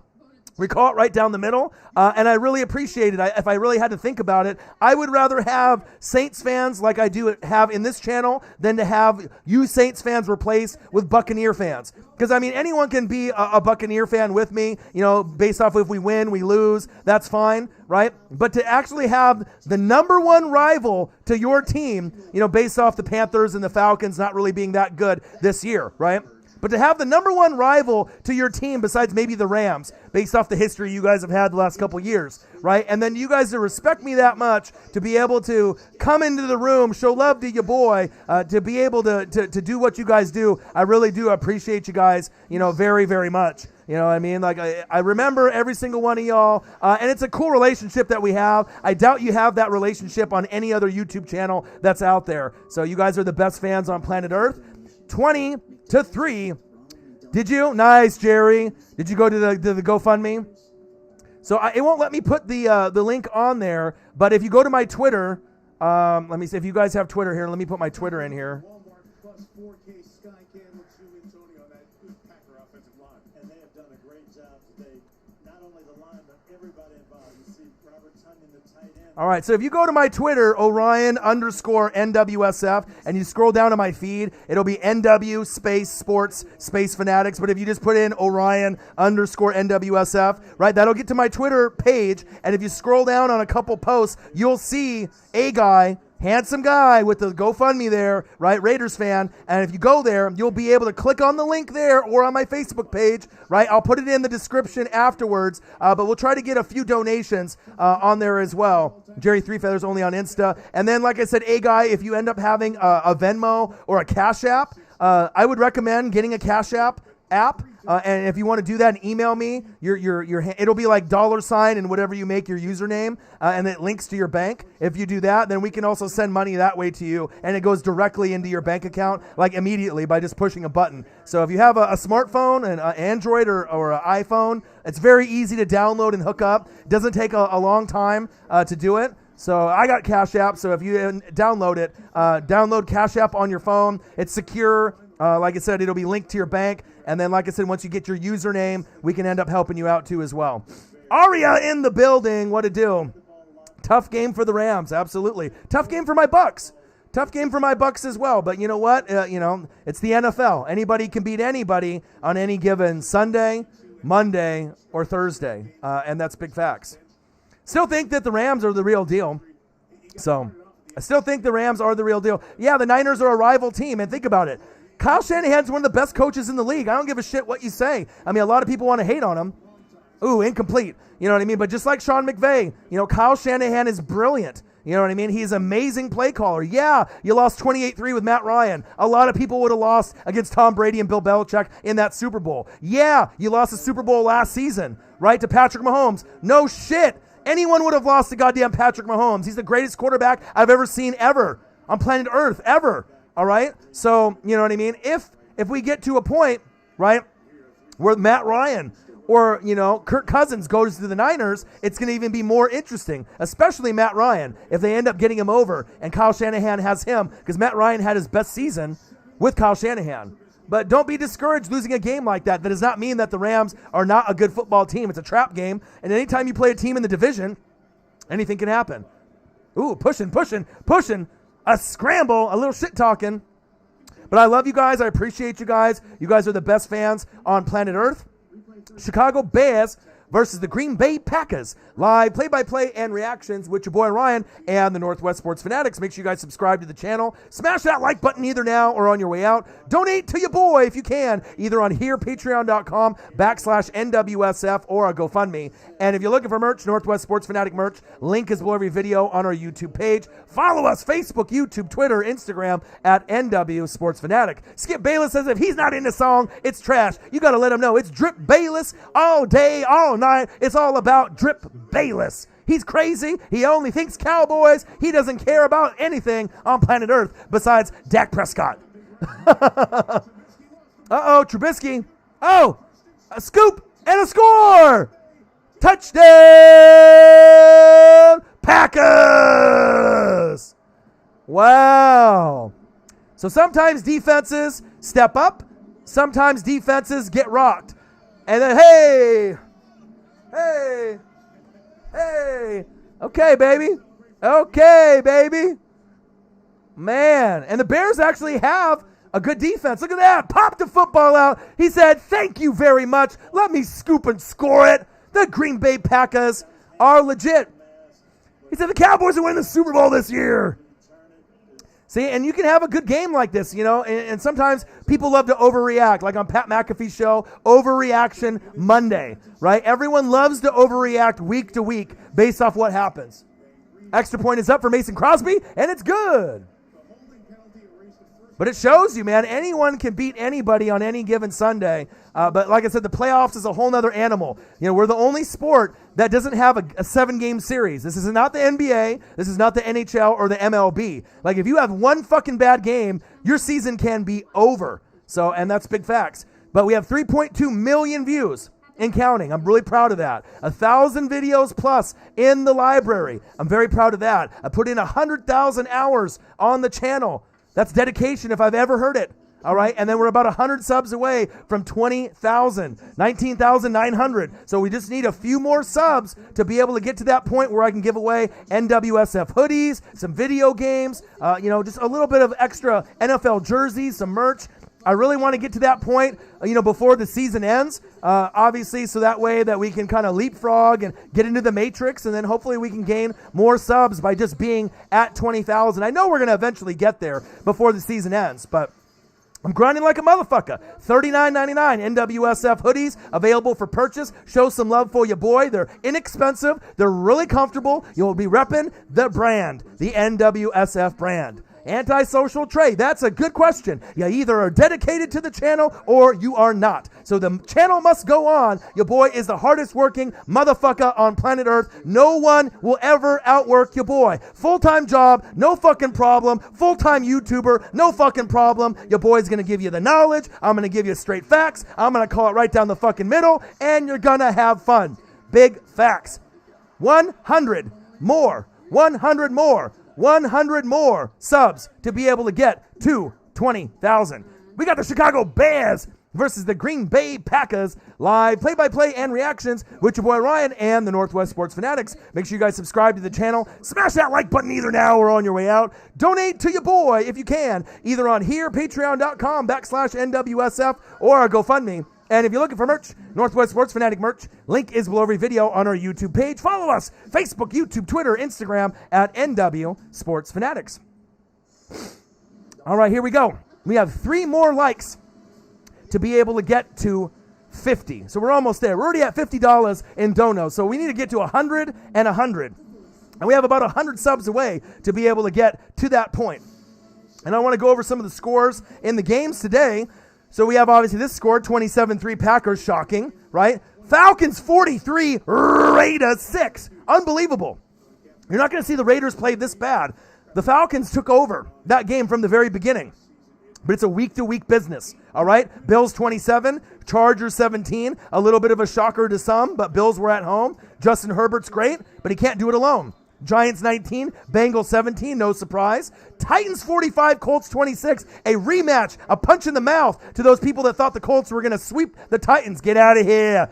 A heartbreaking loss for the Panthers, 27-28 to the Vikings. Seeing Don Beebe's son get that touchdown at the end, incredible. Patriots 20, Cardinals 17, stopping Kyler Murray, almost ruining my fantasy football championship expectations, but I still won. Patriots with a big win. Dolphins 20, Jets 3, no surprise. Ryan Fitzmagic doing some magic of his own. Browns 27, Jags 25. Pound the rock with Nick Chubb. I got him on my team. I'm doing big things. Saints 31, Broncos 3. No question there with all the quarterbacks in the COVID protocol. Obviously, if they have to have a wide receiver or a Royce Freeman back there, you're not going to win the game. 49ers 23, Rams 20. A shocking loss to Rams fans. I still think you guys are fantastic. Don't worry about it. It's a loss in the division. It happens. Chiefs 27, Buccaneers 24. Even though it was more like Chiefs 47, Buccaneers 24. The Chiefs are the best team in football, and in my opinion, they're going to win the championship again, and they're going to go back-to-back.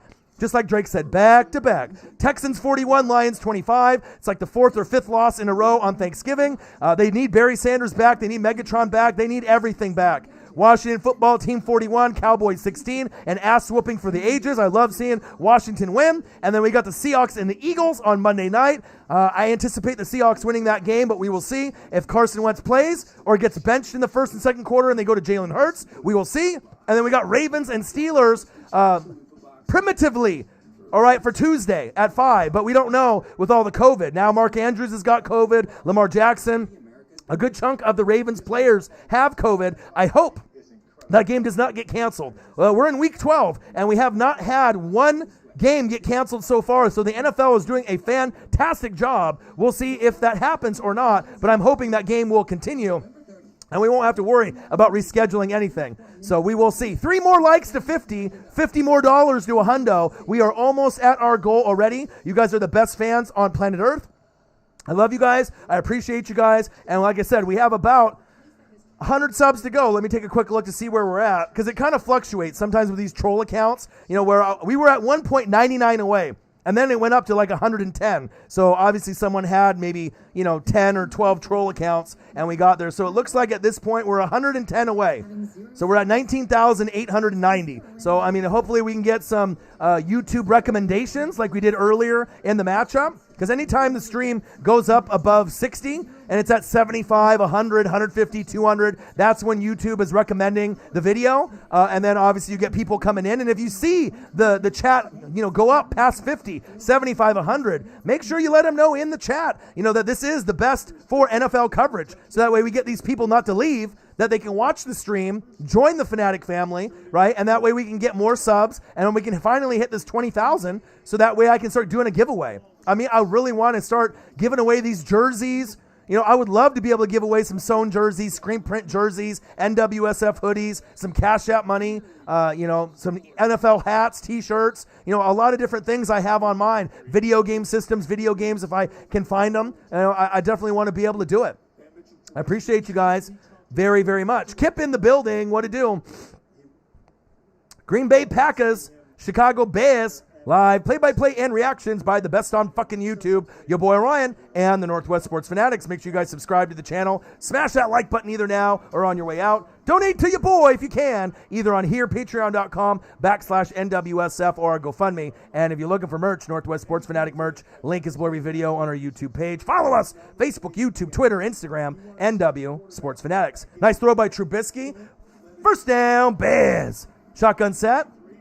Trubisky. I like the way Trubisky's throwing the football. They're getting their ass kicked right now. You're down 27-3, but it's a little bit more rhythm than we've seen from Nick Foles. And they probably should have never went to Nick Foles to begin with. It's hindsight 50-50. They wanted to give Foles a shot. You beat Tampa Bay and you beat Tom Brady by 1. I get it, but it hasn't gone really too well since then. The Bears looked like they were a team that could keep up with the Packers and maybe win the NFC North, but they faded, and they faded hard, and I don't think they're going to make the playoffs based on what we're looking at this season. There's only going to be room for, more than likely, the Seahawks, the Cardinals, the Rams, the Bucks, the Saints, the Packers, and then more than likely it's going to be the Giants or the Washington football team, and that's big facts. Said, you really think that we're going to lose it at home after all the stuff we've been through on a Monday night against Seattle? Well, you got to think Seattle's defense is the worst in the league, correct? Right? But they stepped up big against who? Kyler Murray and the Cardinals. No one saw that coming, right? Seattle doesn't play that good on the road. But if their defense plays anything like they did against the Cardinals, yes, they are going to be able to win on the road. Aaron Rodgers, I trust more than any quarterback that's on Philly right now. Philly is kind of trending downwards like Dallas. Washington football team and Giants are trending upwards, and it might be a good thing. Because if you get rid of Carson Wentz or if you end up getting rid of Coach P, or if you end up getting, some adjustments made, maybe, right, you guys can get a better player to come in for your future of your franchise. Like I said, Carson Wentz is one of those guys, when healthy, prior to this year, was in that top 5, top 6, top 7 quarterback conversation. But going into this year, he's put too much responsibilities on his back. Yes, they've had a lot of people injured, right? But when those guys are coming back healthy, right, regardless if they're there or not, he's holding on to the football way too long, and he's making bad reads. He's hanging on to the football, taking sack lunches, fumbling. He's ruining his team's chances of winning the game. His turnovers are atrocious. And I get it, you need people to throw to, and there's a lot of, drop passes or passes that should have been completed or blocks that should have been there if your starters were there. Agreed. It's not just Carson Wentz. But Carson Wentz single-handedly has also lost you a good chunk of those games by hanging onto the football too long and not being a good football player, thinking that he's got to do too much. And it's obviously something that you can see as an Eagles fan or a fan of the NFL. He has single-handedly, kind of sabotaged the Eagles' chances of winning a few games this year. Not all the games. All right, he's tried his best in a lot of the games, but he's thrown a lot of bad interceptions. He's had a lot of bad sack lunches. Yum, yum, yum, yum, yum. A lot of bad fumbles. So, we're going to have to wait and see. It might be a blessing for you guys. It might actually be a blessing for you guys if you guys end up moving on and you bring someone else in. Think about it. Could be a blessing. Can't let your ties, stays too long with someone just because you won a Super Bowl with Coach P, and then you got to keep him there for 10 years just because he won the Super Bowl. Sometimes you got to make tough decisions and move on, either from Coach P or Carson, you know what I mean? Unless you want to just continue with the same kind of, problems. Because what happens if Carson, you keep him, You keep Coach P, all the people are healthy next year, and the same shit happens. You know what I mean? Think about that. No one's really thinking that right now. They just think that once the players come back healthy, Alshon, Zach Ertz, Dallas Goedert, Miles Sanders, offensive line, Lane Johnson, after everyone, Brandon Brooks, after everyone is there healthy, that this is not going to happen. But do we really know that for sure? That Carson isn't going to change his ways from this season next year once everyone comes back healthy? We don't know. Nice grab. First down, Bears. Move the chains. 50 and 50. Thank you, guys. We hit our goal by halftime. Now we need another 50 likes and another $50 to get to the goal for a hundo and a hundo. And like I said, any type of extra, support that you guys can give a guy, big Raiders fan. Obviously, he's having some troubles with his mom. And like I said, I've been able to try to set up, a way for you guys to donate to his GoFundMe. Maybe he'll do a Cash App or a Venmo, so that way we can help him out. I know the ultimate goal for him is to try to raise like 10 or 20,000, and we're not going to be able to do that here on this channel alone. But any little help that we can give one of our Fanatic family members is going to be greatly appreciated. Look out for your fellow Fanatic family member. You know what I mean? You never know when you might need help. And for someone to reach out to me, in direct message or email saying they're embarrassed to ask for help, you know what I mean, that they don't have social media and they don't have anyone that they can turn to, and, they're crying and they're, been in the hospital for a week and not in a good spot mentally, has had a heart attack and you know what I mean? Think about it. I mean, if you had a heart attack at 30 to 50 years old, and then your mom you love and she's in the hospital, right? And you have no one else to help you. There's no dad, father figure, no brothers, sisters. There's no one else to help. You know what I'm saying? It's sometimes you got to be able to have a kind heart and think that even the little things that you can do, like share it on your Facebook. It takes fucking 2 seconds to share the link. It takes 2 seconds to push a couple buttons and donate a few dollars that, you could use it for food or video games or weed or whatever. All right. But imagine if it could go towards him for gas or food for his mom. You know what I mean? It could go to a better use. So sometimes you got to think about someone other than yourself. And when you do that, good things will happen. We got to look after each other. And that's big facts. Chicago Bears versus Green Bay Packers. Live play-by-play and reactions with your boy Ryan and the Northwest Sports Fanatics. Make sure you guys subscribe to the channel. Smash that like button either now or on your way out. Donate to your boy if you can, either on here, patreon.com/NWSF, or GoFundMe. And if you're looking for merch, Northwest Sports Fanatic merch, link is below every video on our YouTube page. Follow us, Facebook, YouTube, Twitter, Instagram at NW Sports Fanatics. All right, Lenny D, you say that though too, but again, I've been watching football since 1985, right? And you've been watching football probably a little bit, later than me, right? I'm not right about everything, all right? And you can have your opinion on things, right? I can have my opinion on things. I cover the league in a whole as 32 teams. You love your Eagles and you follow them, all right?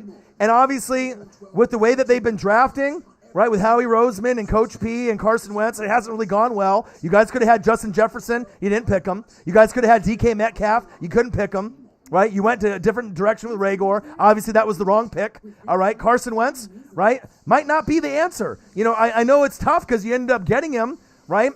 You got the second pick and you picked him, right? But you ultimately got your dream. You picked him. He got you to the Super Bowl, right, with Nick Foles being there. The whole process after getting rid of Deshaun Jackson, Jeremy Maclin, Shady McCoy, hating Chip Kelly. But if you didn't get Chip Kelly to come there, this would have never happened. So sometimes things happen for a reason. So you may never get to another Super Bowl ever again with Carson Wentz. All right? It's the reality. You may never, ever get there ever again. All right? You know what I'm saying? And if you didn't have Nick Foles, there's no Super Bowl. All right? But don't be blindly loyal to someone like Carson Wentz if it's not there. If it's not there, it's not there. Mahomes isn't Carson Wentz, bro. Mahomes is the best quarterback I've ever seen in my entire life. All right? The skill level that Mahomes has and Aaron Rodgers has, Carson Wentz doesn't even have an inch of that in his bones. All right? Period. You cannot compare Patrick Mahomes to Carson Wentz at all, period. It's not even close.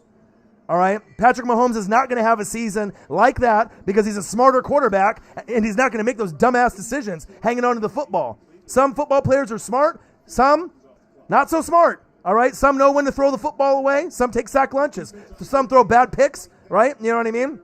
But you're never going to see Mahomes have a season like that ever. All right? Even if he lost all his weapons, all right? Even if he lost Kelsey and Tyreek, you know what I mean? They still have enough to be able to make the right decisions. Carson Wentz, I mean, sometimes, you just don't make the right decisions. I'm just thinking, if you had an option, if you had an option to get a Trevor Lawrence over Carson Wentz, you're telling me that you wouldn't be intrigued by the chance of maybe having a Trevor Lawrence lead the Eagles and what it could bring? You know what I'm saying? Unless you just want to be, stuck with a quarterback and a franchise, right, that is just going to be doing the same thing over and over and over again. If you're okay with that, if you're okay with them failing over and over and over, but eventually Wentz or Coach Peterson is gone, period. Within the next 3 years, one of those two or both of them are gone, period. I guarantee it. Guarantee it. Shotgun set. Trubisky. Montgomery, shake and bake. First down, Bears.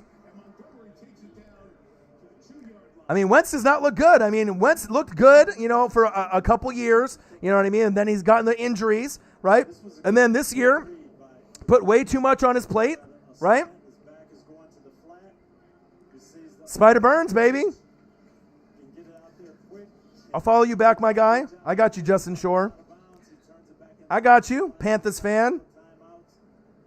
I love Spider Burns. I saw that he was ranked there towards the top.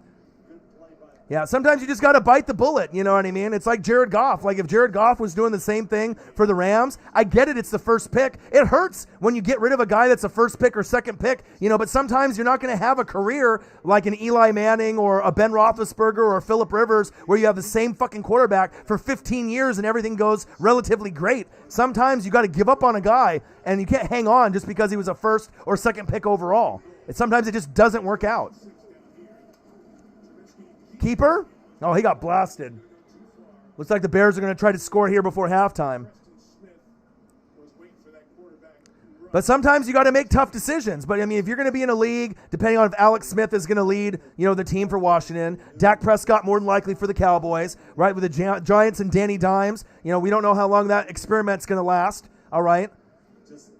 The thing is, though, but you are so loyal, you're willing to stick with it for how long? You would if you're going to have six more seasons of being 5-11 or 6-10, but you have Wentz, are you going to be happy with that? Get the fuck out of here! No, you're not going to be happy with that. You think the fans in Philly are going to be happy? What happens if this keeps happening over and over? You are just assuming that they're going to be able to turn it around and they're going to start winning 9, 10, 11, 12 games.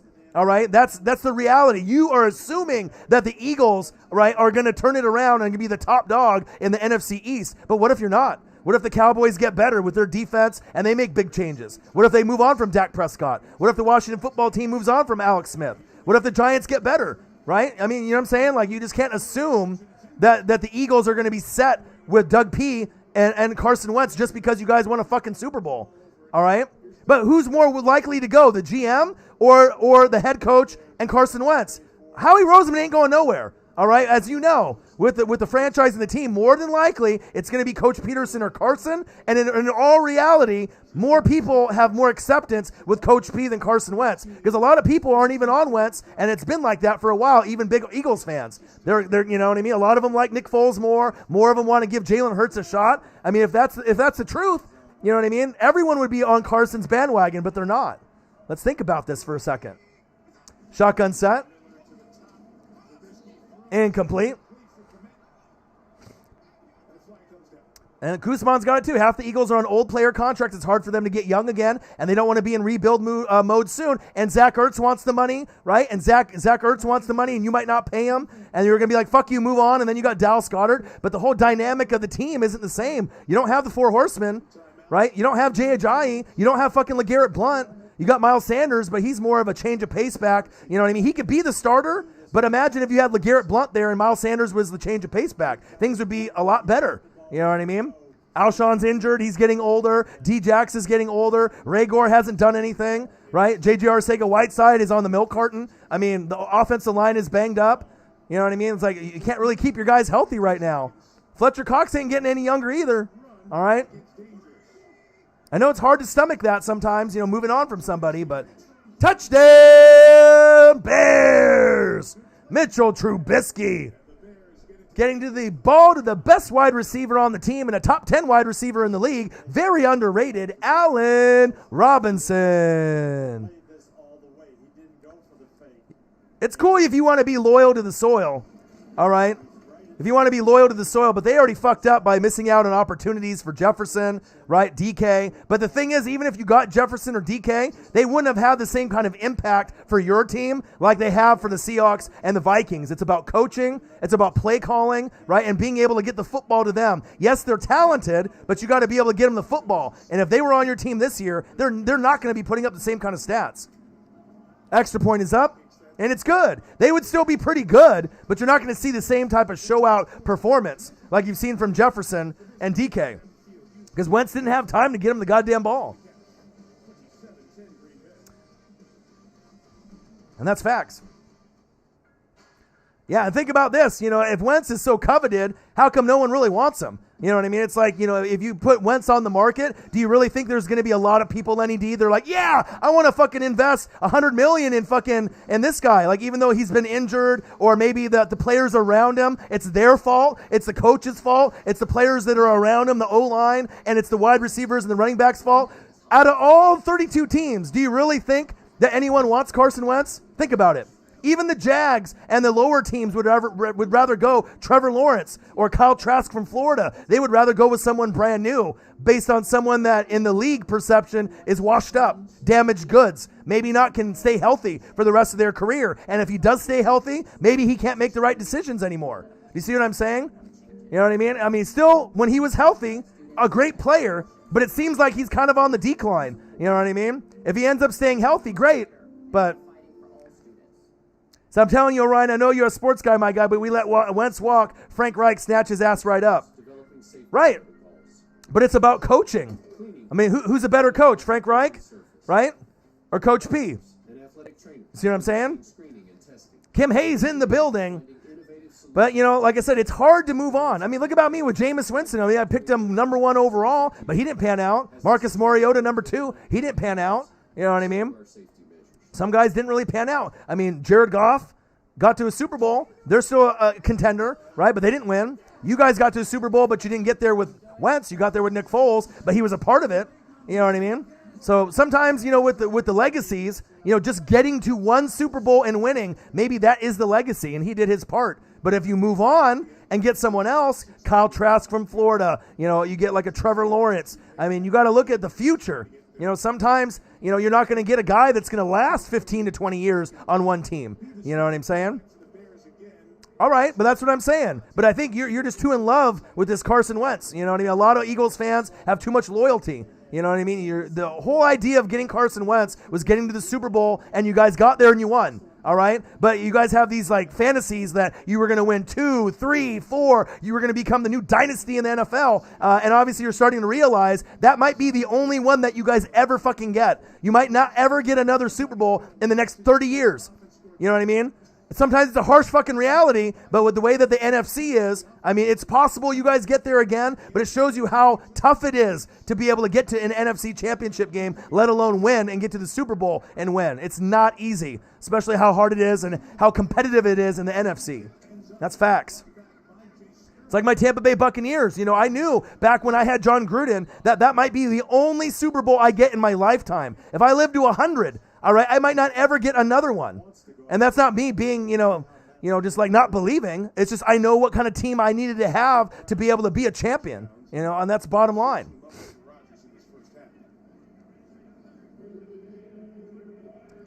But the thing is the coaching with Brady and Belichick, right, and Josh McDaniels and everyone that they had, Charlie Weiss, Romeo Crennel. You can't compare Brady to Carson Wentz, bro. You know what I'm saying? You can't compare them. He's always going to go down in history, bro, as one of those guys that's injury-prone and maybe just not as good as we assumed that he was going to be coming out of college. But you got the ring, right? He did his job, right? But he might just go down as that, and you got to accept it. Plus, the whole job is to be able to, to get to another one. And if you stick with them and pay them long term and keep them, that might regress your team. And you're going to see teams like the Washington football team and the Giants surpass you. And so instead of being the top dog in the NFC East, you might be the third best team in the NFC East. I mean, is that what you really want as an Eagles fan? I doubt it. 27-10. It's like I know my team, with the Tampa Bay Buccaneers. I'm realistic with it. You know what I mean? I had Mike Allstott, Hall of Famer. I had Warren Sapp, Hall of Famer. Derek Brooks, Hall of Famer. John Lynch, Hall of Famer. Rondé Barber, Hall of Famer. Simeon Rice should be a Hall of Famer. You think I'm ever going to get talent like that ever again? Fuck no. So I probably will never, ever win another Super Bowl. You know what I mean? But it all depends on how you see the league. You know, if you just have so much belief in certain players. But I'm thinking moving on from Carson Wentz. And I'm not saying Jalen Hurts is the right answer. I'm not saying that at all. You know what I mean? One bit. Because I don't think he's the guy to lead your team either. But some drastic changes need to be made, you know, with either Coach Peterson, Howie Roseman, Carson Wentz, Jalen Hurts. I mean, if you guys want to be, you know, considered the top dog in the NFC East, some people got to go. And it might be as soon as next year. And if you want to have another bad season with Carson Wentz and have them go 5-11 and then make the move, that's fine. You know what I mean? But I don't really see the confidence because the organization and the fan base isn't behind them. So obviously, if he knows the fan base isn't behind him, you know what I mean? How are they going to be able to get to the next level? O-line's getting older. Zach Ertz wants out. He wants money. Defense is getting older.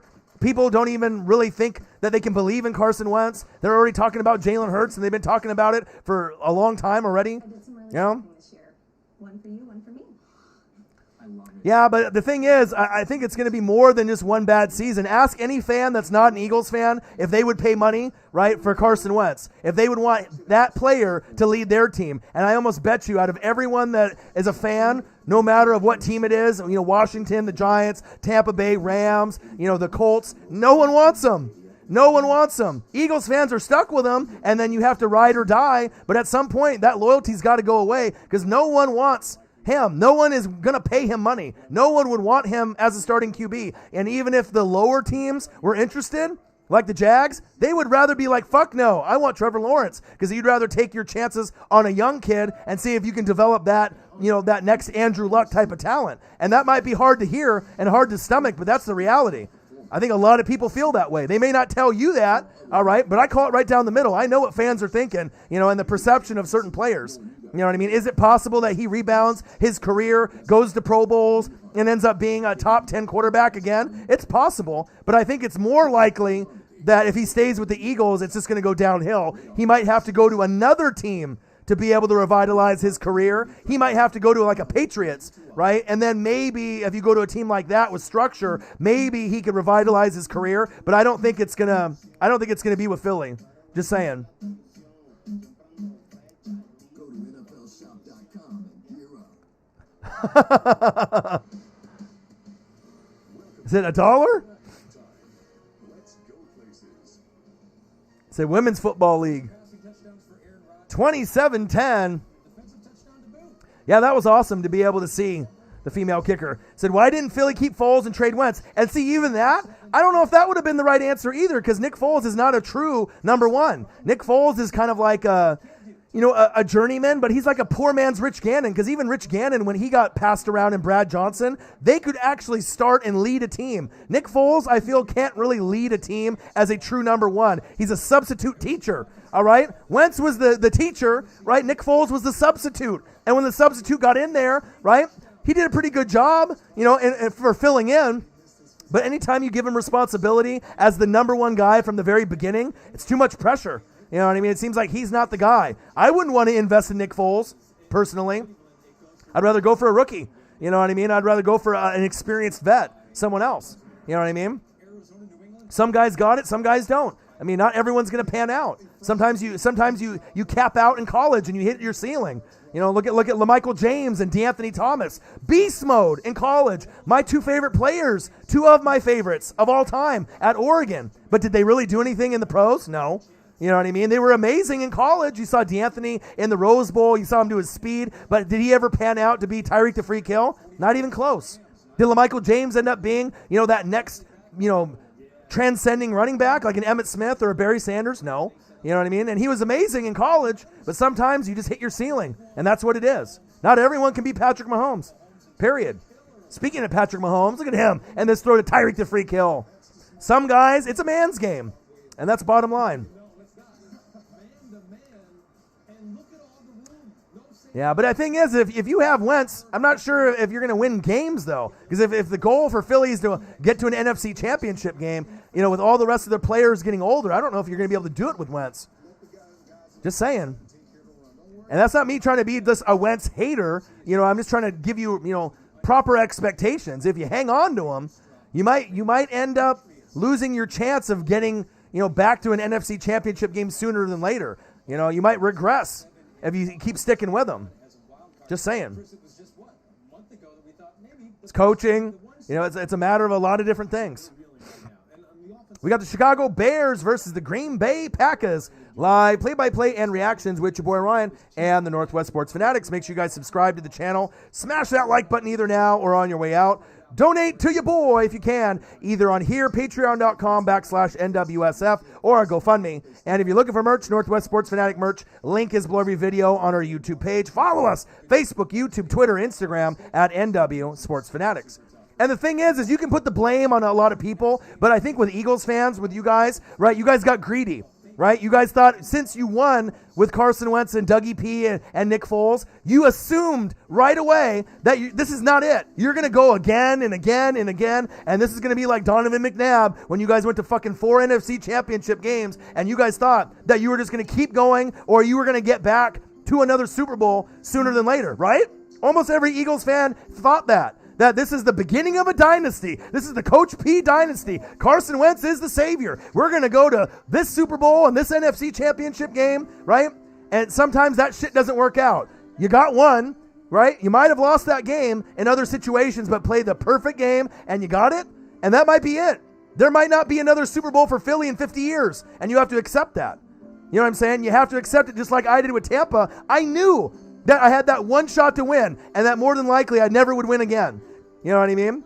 And it's a harsh reality, but not everyone can be New England. Not everyone can be Kansas City. You know what I mean? It's hard to win in the NFL. It's hard to be able to have a great organization, but you can kind of see clues early on, if your team is going to be able to do the right things by who they draft, who they pay, who they let go, how the organization is ran, how they're keeping up with the other teams in the NFC. The Cowboys defense is atrocious, right? Whether they keep Dak or not, they're not really a true contender. We know this, right? Washington football team's got the defense. They need a little work on the offense. But you can start to see the progression with Riverboat Ron. They're going to start making the playoffs, and you can start seeing them on the up and up. Same thing with the Giants. The Giants' defense is very underrated, right? You know what I mean? If they had Saquon Barkley there, more than likely that they would be winning the division outright. But now you got Giants and Washington in a kind of a two-team race. Matt Payton in the building. What to do?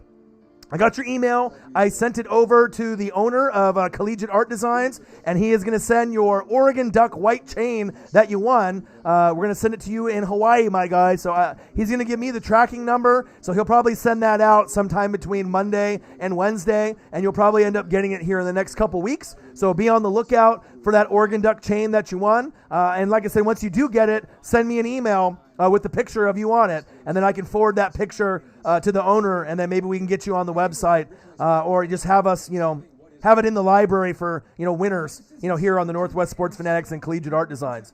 How are you doing, Matt? Rough game against the Beavers, huh? Our defense is horrible, but, it is what it is. We kind of knew that it was going to be a tough matchup. Obviously, Jamar Jefferson, God, he's amazing. That's like a Tyreek to Freak Hill out there.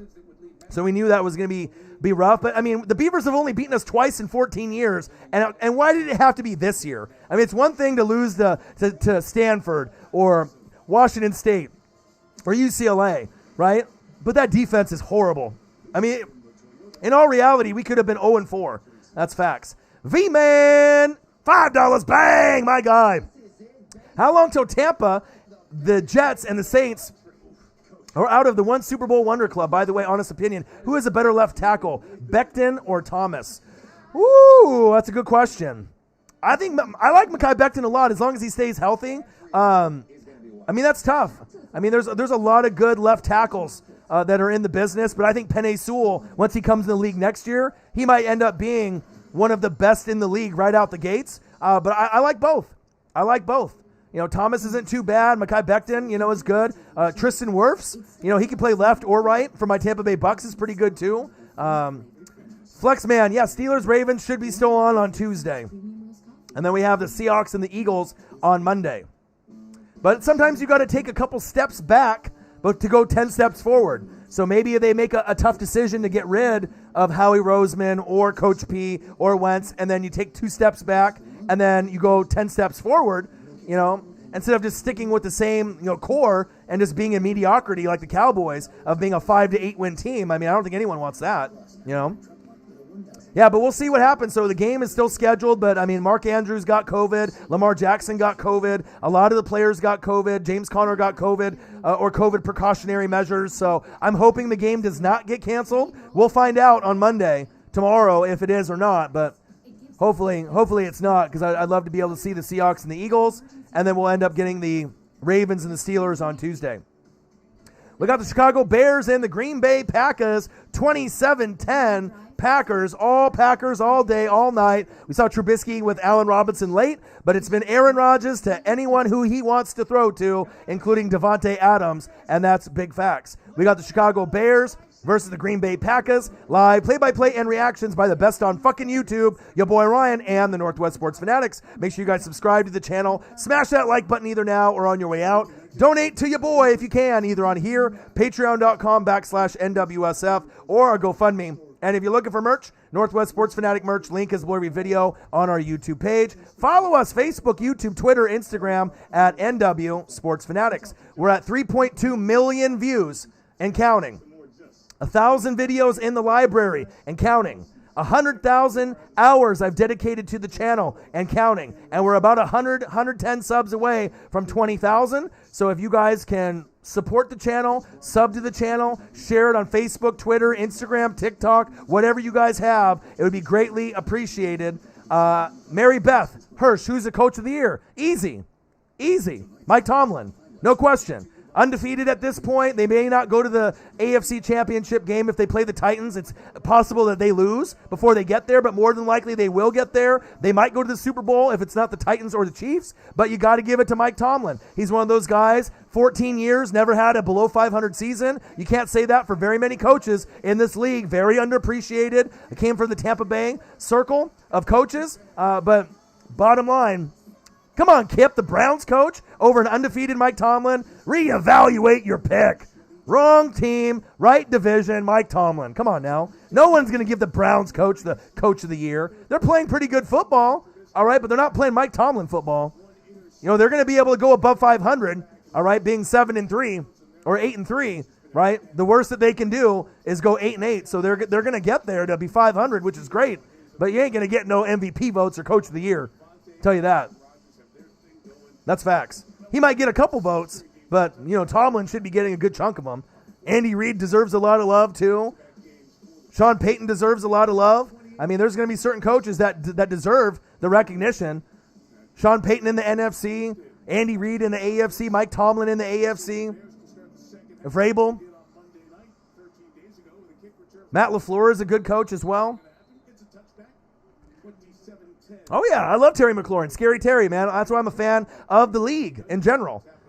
Thank God you guys got him. What a great player from the 20s of the 20s. He could be a good red zone threat, good route runner, great hands. Just an amazing draft of talent, at the wide receiver position. But very underrated. And if he keeps working hard, he will be undisputedly known as a top 10 wide receiver. He's got a little room to go. He's about maybe 11 to 20 right now. So he's on the cusp of being a top 10, but there's so much talent at wide receiver. He's going to have to work hard, and depending on who your QB is, that might be a big part of it for him to develop and get better.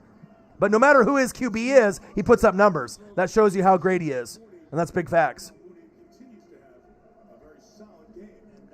Of course, man. I'm the Northwest Sports Fanatics. Come on now. Going into the third quarter, baby.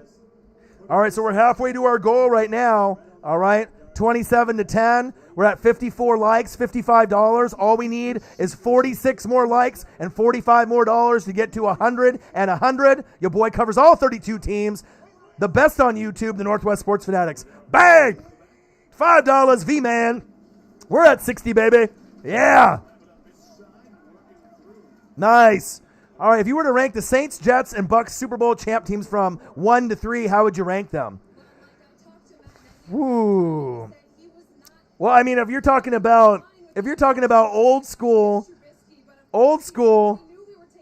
number one, back in the day with the Jets, I mean, totally different eras. I mean, if you think about my Bucs Super Bowl team, I had a top 3 defense of all time. 85 Bears, 2000 Ravens, 2002 Bucs. I mean, there's not very many teams that could have hung with the Bucs. I mean, shit, to put up, 40, 50 points in the Super Bowl against the Raiders, who had the number 1 offense, is something else, right? Saints Super Bowl team, well, obviously with Jeremy Shockey was great, beating up on, Peyton Manning, the pretty good football team. And then obviously if you see like the old school era, with the Jets, I mean, it's been a long time since they've been good. So the era was such a long time ago, That's a good question. That is a good question. A lot of emotion. They rely on the crowd. He felt they didn't have it at home, and they didn't have it. But with Joe Namath, gosh, I mean, what a great team. What an underdog, you know what I mean? And it said that they were going to win and come out with the win. And the league was so different back then, you know what I mean? So, I mean, not to be biased, but I think my Bucs team, like I said, you're not going to be able to duplicate that team with Simeon Rice, Warren Sapp, Derek Brooks, John Lynch, Rondé Barber. I mean, you had like 5 Hall of Famers on D. Think about how many teams that are in the league right now that have 4 or 5 Hall of Famers on it, period. Let alone 4 or 5 on defense. Hall of Fame, right? Or borderline Hall of Fame like Simeon Rice. And then to have a Hall of Fame fullback/halfback in Mike Allstott. And then to have Brad Johnson, who played an amazing season that year, right? Keyshawn Johnson, Keenan McCardell, Joe Juravicius, Ken Dilger. You know what I mean? I mean, you had a really good squad. Michael Pittman. I mean, it was tough to duplicate. That was one of the best teams ever. I mean, there's a reason why we went 12-4, and then we ended up scoring, in the high 40s, almost 50 points in the Super Bowl against a number 1 offense with Jerry Rice, Tim Brown, Rich Gannon. You know what I mean? Like, I would put the Bucs 1 there. And then, you can flip-flop between the Saints and the Jets. I mean, the Saints with the onside kick to come out at halftime. Jeremy Shockey, I knew was going to be the X factor in that game for them to win. And then if you're going Jets with like Joe Namath, I mean, that's like, Hollywood story, to say, hey, I'm going to come out there, I'm Joe Namath and I'm going to win. You know what I mean? So if the Jets would have won a Super Bowl back with like Darrelle Revis, with Mark Sanchez, and when you guys had that team that went to those AFC championship games, that would be a little bit more comparable with Saints, Jets, and Bucs. But what Joe Namath did was incredible. That if you're talking about an underdog, I mean, the Bucs were an underdog, I think, to the Raiders, to most people. The Jets were an underdog, and then the Saints, I'm not sure if they were the underdog to the Colts, but I would say most people probably thought that the Colts were going to win that Super Bowl. So all 3 of our teams were underdogs, and that's big facts. Absolutely. Most dominant era of football, probably in the 70s or the 80s. I mean, that's when football was nasty. You have the Steelers in the 70s, where you're clotheslining motherfuckers, poking eyes, people are fucking, cocaine and hookers, Lawrence Taylor, getting crazy in the 80s, and obviously in the 90s and the 70s. I mean, it just depends on, the era of football. But if you're talking about the dominance with the Steelers in the 70s, 4 championships, the Niners in the 80s, and what they did with Bill Walsh in that offense, and you saw in the 90s with Emmitt Smith and that roster and what you had. But I would say probably the 70s and the 80s, if you go back and look at history, how great the Steelers were with Terry Bradshaw and Franco Harris and all the people that they had on that roster, Joe Montana, John Taylor, Jerry Rice, Roger Craig, Bill Romanowski. I mean, it's crazy to think the type of talent that the Niners had to win 2 Super Bowls in Joe Montana's early part of his career, 81 and 84, and then 88 and 89, and then the Steelers to win 2 and 2, beginning and end. Think about how great of a team you have to be able to keep those core players and to win 4 in 10 years. It's something that's almost impossible to do. No cheating either. I mean, there might have been clotheslines and crazy shit that happened, but there will never be controversy like the New England Patriots with the Steelers and the Niners in the 70s and the 80s, the teams of the decade. But that's my personal opinion. That's when football was real. You know what I mean? They didn't protect the quarterbacks as much. They let people play. I think Oregon will bounce back against California, Matt, but we need to really get our defense going, and that's big facts. Yeah, 2000 Ravens, amazing. 85 Bears, Mike Singletary and company, amazing. Refrigerator Perry. I mean, if you go back and look at history and defenses, I mean, those were the best 3 by far that I've ever seen. Not even close. Not even close.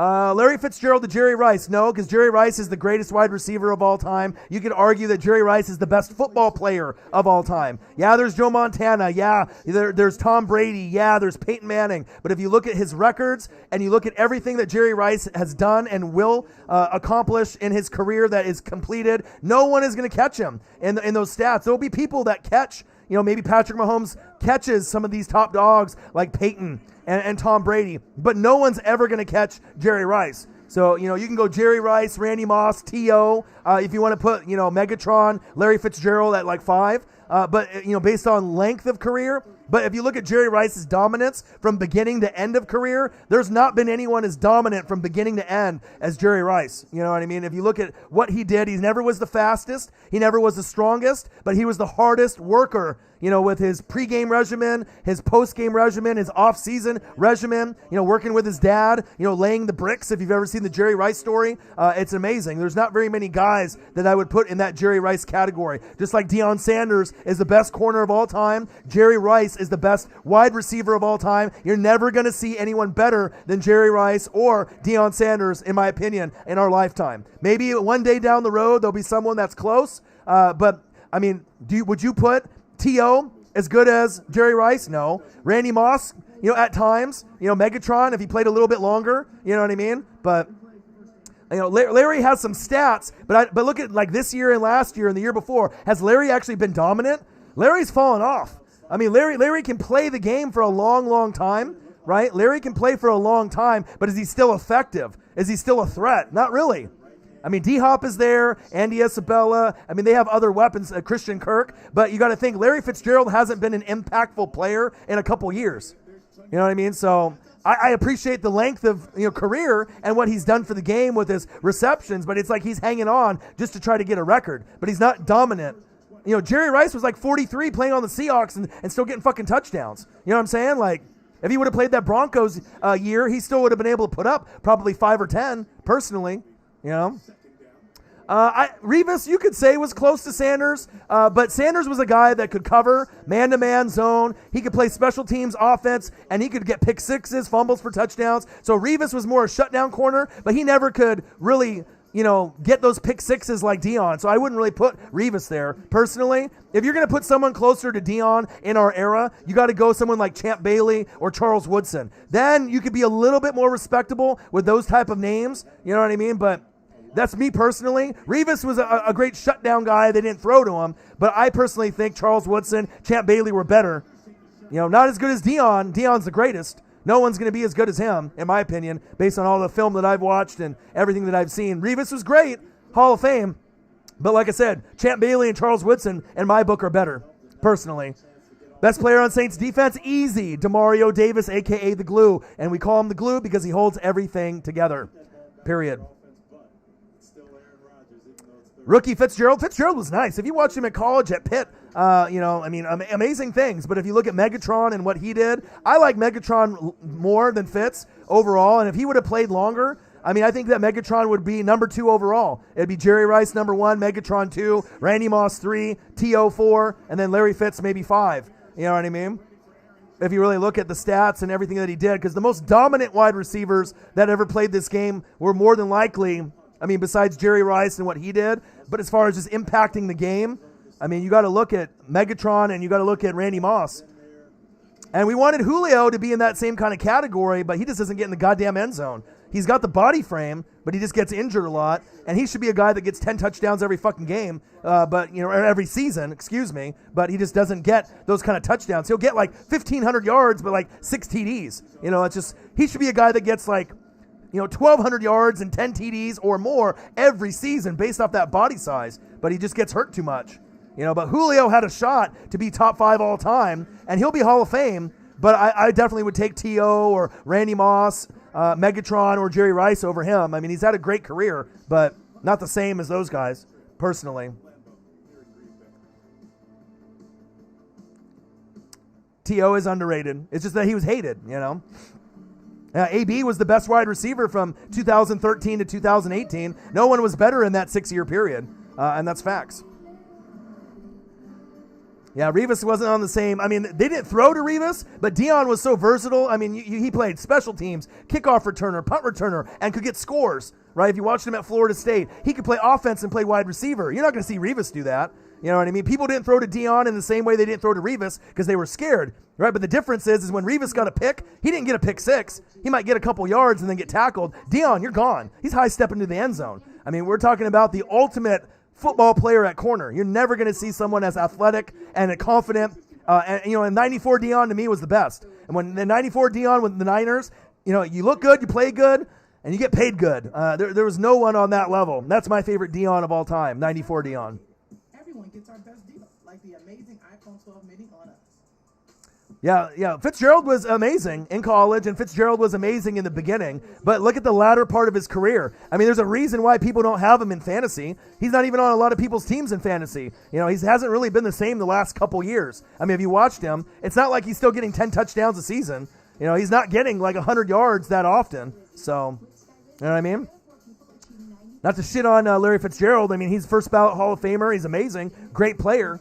You know what I mean? But he's nowhere near, in my book, of Jerry Rice, T.O., Randy Moss, or Megatron. Good player, right? And he still will be up there. But there's going to be other guys that are going to be fighting and clawing for that number 5, that number 6, that number 7 all-time spot. I mean, it's a lot of competition, a lot of great players in this league. We got Chicago Bears versus the Green Bay Packers. Live play-by-play and reactions with your boy Ryan and the Northwest Sports Fanatics. Make sure you guys subscribe to the channel. Smash that like button either now or on your way out. Donate to your boy if you can, either on here, patreon.com/NWSF, or our GoFundMe. And if you're looking for merch, Northwest Sports Fanatic merch, link is below every video on our YouTube page. Follow us. Facebook, YouTube, Twitter, Instagram at NW Sports Fanatics. 3 more likes to 60, $5 more to 70. We only need $35 more to hit our goal. And we only need a few more likes to hit our goal as well. Let's try to get to at least 75 likes before the game is over. We're at 57 right now, so if you haven't smashed the like button just yet, please do. And then we're only $35 away from a hundo. I believe we will get to that goal before this game is over as well.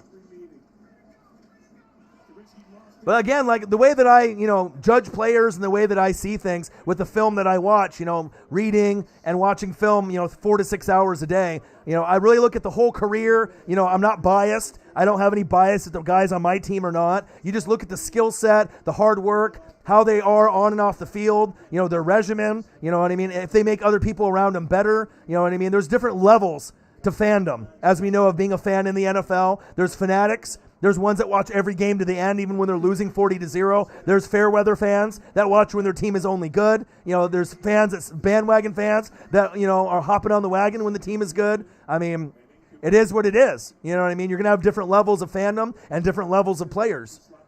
I mean, NFL is man's game. That's big facts. Thoughts on Trevor's last night in Death Valley comments? Oh, yeah. Rivas is great. You know what I mean? I mean, if we're talking about Hall of Fame players, he definitely deserves first ballot. I mean, he was amazing. And it's kind of a shame that they couldn't get to a Super Bowl with that roster when you went to back-to-back AFC Championship games with Mark Sanchez, in the butt fumble. But, with Rex Ryan and that roster that you had, it was a pretty good roster. There's a lot of players that have been very underrated. Eric Decker is one of the more underrated players ever. Intercepted, Packers. I mean, Trevor can say that all he wants. I mean, and he can always go like Eli and say, I'm not playing, for the Chargers. I'm not playing for the Jets. And then someone else has to pick him up. We'll see. But it's going to be good for our league if they get rid of, Adam Gase, and then they end up getting a good coach. It probably won't be Dabo Swinney. But if he goes wherever he goes, I mean, the impact is going to be like Joe Burrow and the Bengals, Tua in Miami, Justin Herbert and the Chargers. Justin Herbert more than likely is going to win the Offensive Rookie of the Year, him or Chase Claypool. But they usually tend to lean to quarterbacks. So that Burrow's out with the ACL, MCL. Tua's been in and out of the lineup, injured and benched. So it's a runaway. It's going to be Justin Herbert. The guy throws for like 300 yards every game, and everyone thought he would be the worst one out of those 3. So me being a Duck fan and watching him, I knew that he could make the throws. And sometimes guys learn quicker and they adapt quicker, right? And it's going to be a matter of time where you're seeing the Chargers in the playoffs almost every year like they did with Phillip Rivers. You know what I mean? It's going to be a matter of if Derwin James can stay healthy, if it's going to be, Eckler being healthy, all the offensive linemen. They got to get rid of Anthony Lynn. But that's a team that they're not going to beat the Chiefs in the AFC West, but they could be a good, solid football team like the Titans, the Colts, like a team like that, moving forward, like the Raiders. There's going to be a lot of competition in that AFC West. Their main problem is their players get injured, and they got the wrong coach. And when they had the right coach, right, and Marty, right, Schottenheimer back in the day when they went like 14-2, and then they fired him, dumb. If they would have hung on to him, they might have, got to a Super Bowl and won. So, I mean, it's a matter of coaching, who you keep, who you let go. But the Chargers' main problem is injuries, and they should have never left San Diego. They should have stayed there. And that's big facts. It was nice to have a team there in San Diego, personally. You know what I mean? Especially when they don't have a lot out there. But I'm looking for Trevor Lawrence to come out. And I think it would be great if he ended up being on the Jets. Yeah, it's going to be tough. You know what I mean? But he's going to bring players there. You know what I mean? If Trevor Lawrence goes to the Jets, think about this. Would you be watching Jets games? Yeah. You're going to be like, all right, I had no care for the Jets, but now I want to watch Trevor Lawrence because you don't want to necessarily see him fail, but you want to see how good he's going to be and if players want to come play with him. You know what I mean? You're going to get more free agents that go there. They have a couple drafts. Maybe in a few years, they could battle for a wild card. It's not going to be right away, but it could change that city. It could change that perception where maybe they can get back to that Revis, Mark Sanchez, butt fumble, Rex Ryan, Jets team, right? And they can get on the map again. The NFL is going to be better when the Giants and the Jets are both good, and that's facts. MVP nod right now. Who's my MVP non-QB? Probably AK-41. I mean, if you're looking at overall, even though I'm a Bucs fan, if you're looking at all the players, Chase Claypool, obviously for Offensive Rookie of the Year, and Justin Herbert have been great. We've seen some good defensive players, ball out. But, I mean, if you're looking at all the players in the league, I think AK-41, I mean, he definitely needs some consideration. I mean, game in and game out. I mean, Derrick Henry's great. Obviously, Dalvin Cook has been fantastic, too, even though he had an ankle injury today. But I think for, AK-41 definitely deserves some consideration. I mean, him and Dalvin Cook and Derrick Henry have been amazing this season, and that's facts. Antonio Gibson has been great, too. I'll give him some love. He has been good. Best running back ever. That's tough because it just depends on era. If you've seen Gale Sayers, if you've seen Walter Payton, if you've seen Barry Sanders, Emmett, we've gone through a lot of generations, LaDainian Tomlinson. I mean, we've gone through some amazing running backs. You know what I mean? I didn't get to see Walter Payton play a lot live, after he ended up, kind of getting to the back end of his career, but being able to see some of these guys run. But I would probably have to say Barry Sanders, for someone that I actually got to watch 10 years, 10 Pro Bowls, you know what I mean? Couple MVPs, rushing titles, you know what I mean? You never seen someone dominate the game like Barry Sanders, and he was in his prime, you know what I mean? And he was the guy who would have got the rushing title over Emmett, and he could have obliterated the numbers. I mean, this guy could have probably played for 16 years and got 15 Pro Bowls and been All-Pro, 14 out of the 16 years. I mean, he was that good. Bo Jackson had some potential. He was the best athlete we've ever seen for baseball and football. I mean, but his career was shortened with the knee, and for his baseball career to go from the Royals and only player in sports to be an all-star, for the Royals in baseball and for the Raiders in football. But I mean, if you're looking at career, it's got to be Barry Sanders, I think. I mean, if you look at everything that they did. But I love LaDainian Tomlinson. Gale Sayers was great. Walter Payton was great. Emmett was great. Jim Brown was amazing. You definitely got to put him in the category. Kind of a short career for him as well. So, but that's kind of how I feel. But for me personally, from what I saw with my own two eyes, it's got to be Barry Sanders. I mean, I don't think I've ever seen anyone dominate the game like that. But then obviously Jim Brown and Walter Payton got to be up there too. Rodgers going long, going deep, wide open. Touchdown, Packers. But a lot of people didn't even get to see Jim Brown. And we were talking about if you're a fanatic, Chris, like us, you know what I mean? We know because we've seen the highlights, you know what I mean? But we didn't get to see him personally. But we know how great he was. It's like saying Wilt Chamberlain and, Bill Russell. We knew how great those guys were. Wilt Chamberlain, 100 points in a game. You know what I mean? We talk about Bill Russell and like 11 rings. You know what I mean? But Robert Tonyan, touchdown, Packers. So it's kind of tough based off, different generations. Oh, of course. They were just asking Nathan Dotson who would be the MVP non-quarterback. Like who would be deserving votes. And obviously it would be like AK-41 and Dalvin Cook would be right up there. Derrick Henry too. 7th reception from Tanyan. Right. But you still can't take that away from him, though, because it hasn't been done since. I mean, we've seen Kobe, 81. You've seen Jordan, go off. But, and obviously he was a player that was different, a lot taller. There was, there was less brothers out there. It was a lot of, shorter Caucasian dudes running around like Bob Cousy, you know what I mean? But you still got to respect, what he did. I mean, we haven't seen it since, regardless if it was dunking and layups. But look at the rebounding. For a guy to get like 100 points and like 50 boards, think about how insane that would be if it happened today. You know what I mean? So it is what it is. Lawrence Taylor was amazing, but Lawrence Taylor was cocaine and hookers. You know what I mean? If you're on cocaine and on the top-notch cocaine that Lawrence Taylor probably got in New York at the time, right, in the 80s, coming from like Colombia or Brazil, all right, and then he's with all the hookers and, just being a crazy guy as it is. I mean, if you're talking about prime time, the Ray Lewis, of the 80s, I mean, that was Lawrence Taylor. And if you ended up watching A Football Life, Bill Belichick started with Bill Parcells and the Giants before he ended up going to the Browns and going to the Patriots. So he learned a lot from Bill Parcells if you guys have gone and done your history. But there's a reason why Belichick is as great as he was, because he coached guys like Lawrence Taylor. Jim Thorpe, amazing. Again, that's another one. A guy that we never got to see in person, an old school guy. But there's a reason why they have the Jim Thorpe Award, and they have awards named after certain guys,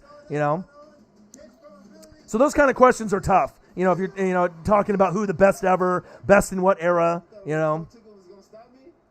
Yeah, Ray Lewis obviously is one of the greatest motivators, one of the greatest players I've ever seen, period. Not even a question. We got Bears, we got Packers live, play-by-play and reactions with your boy Ryan and the Northwest Sports Fanatics. Make sure you guys subscribe to the channel. Smash that like button either now or on your way out. Donate to your boy if you can, either on here, patreon.com/NWSF, or a GoFundMe. And if you're looking for merch, Northwest Sports Fanatic merch, link is below every video on our YouTube page. Follow us, Facebook, YouTube, Twitter, Instagram, at NW Sports Fanatics. $39.99 NWSF hoodie. Represent the brand. Get one, cop one, rep one for you and your boy.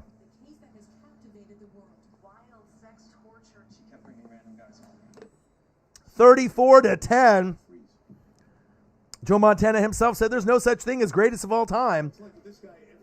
But with Joe Montana, 4 Super Bowls, 4 wins, no losses. And so even though Tom Brady is considered, the greatest quarterback, and he's my quarterback for Tampa Bay, I'm more of a Joe Montana, Peyton Manning guy. I don't think Tom Brady is the greatest of all time. He's my quarterback now. I get it. And even if he won me a Super Bowl this year or next year, I get it. But I don't put him in the same category.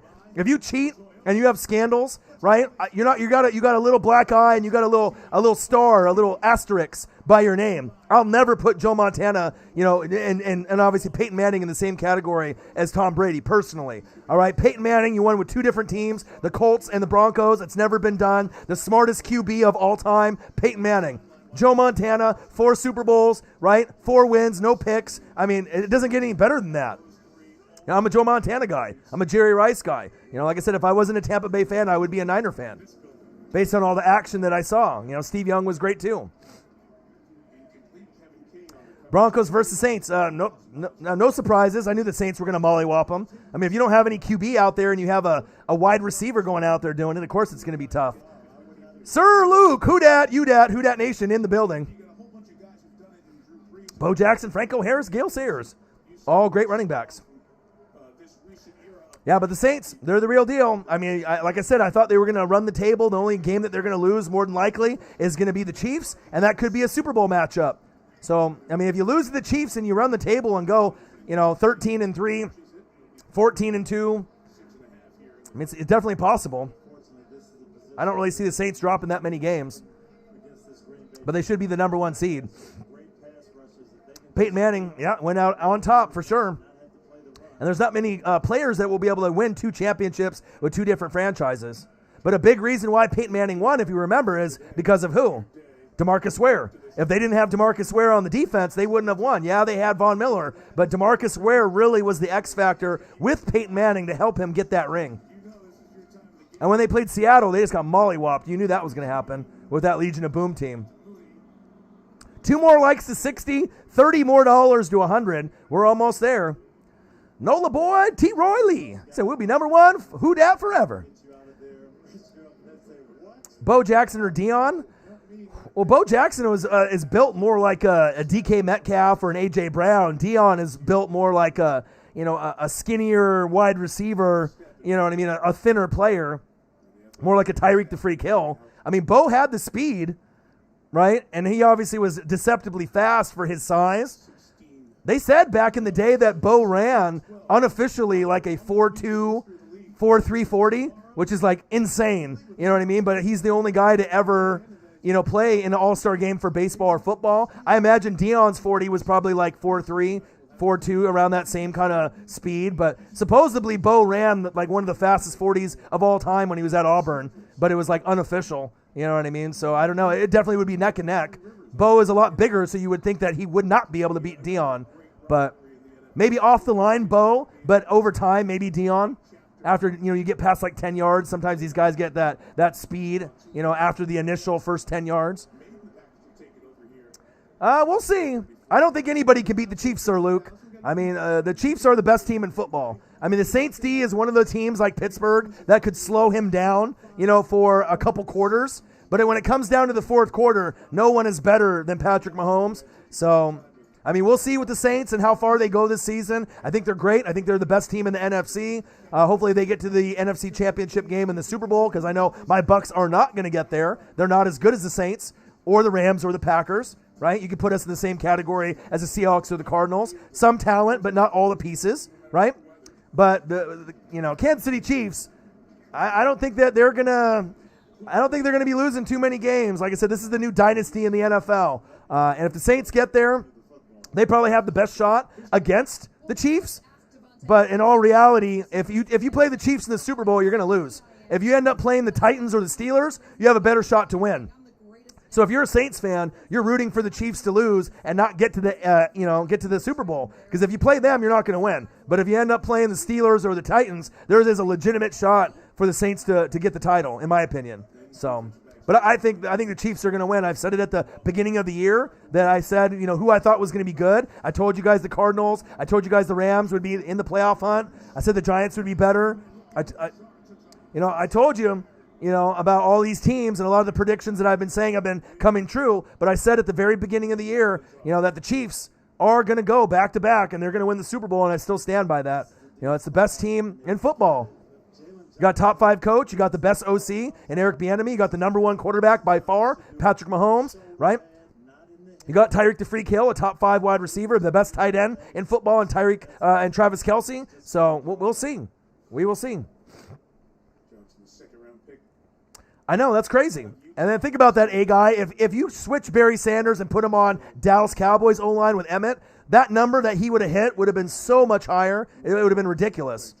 I mean, they had like Lomas Brown, Perryman, Herman Moore. I mean, they didn't really have a lot of guys on that team, Scotty Mitchell, they didn't really have a lot on that Detroit Lions team when he played there for about 10 years. But if you watched him at Oklahoma State, I don't think I've ever seen a player as amazing as Barry. Maybe like Ricky Williams when he was on Texas in college, really was amazing to watch. But Barry was on a whole nother level.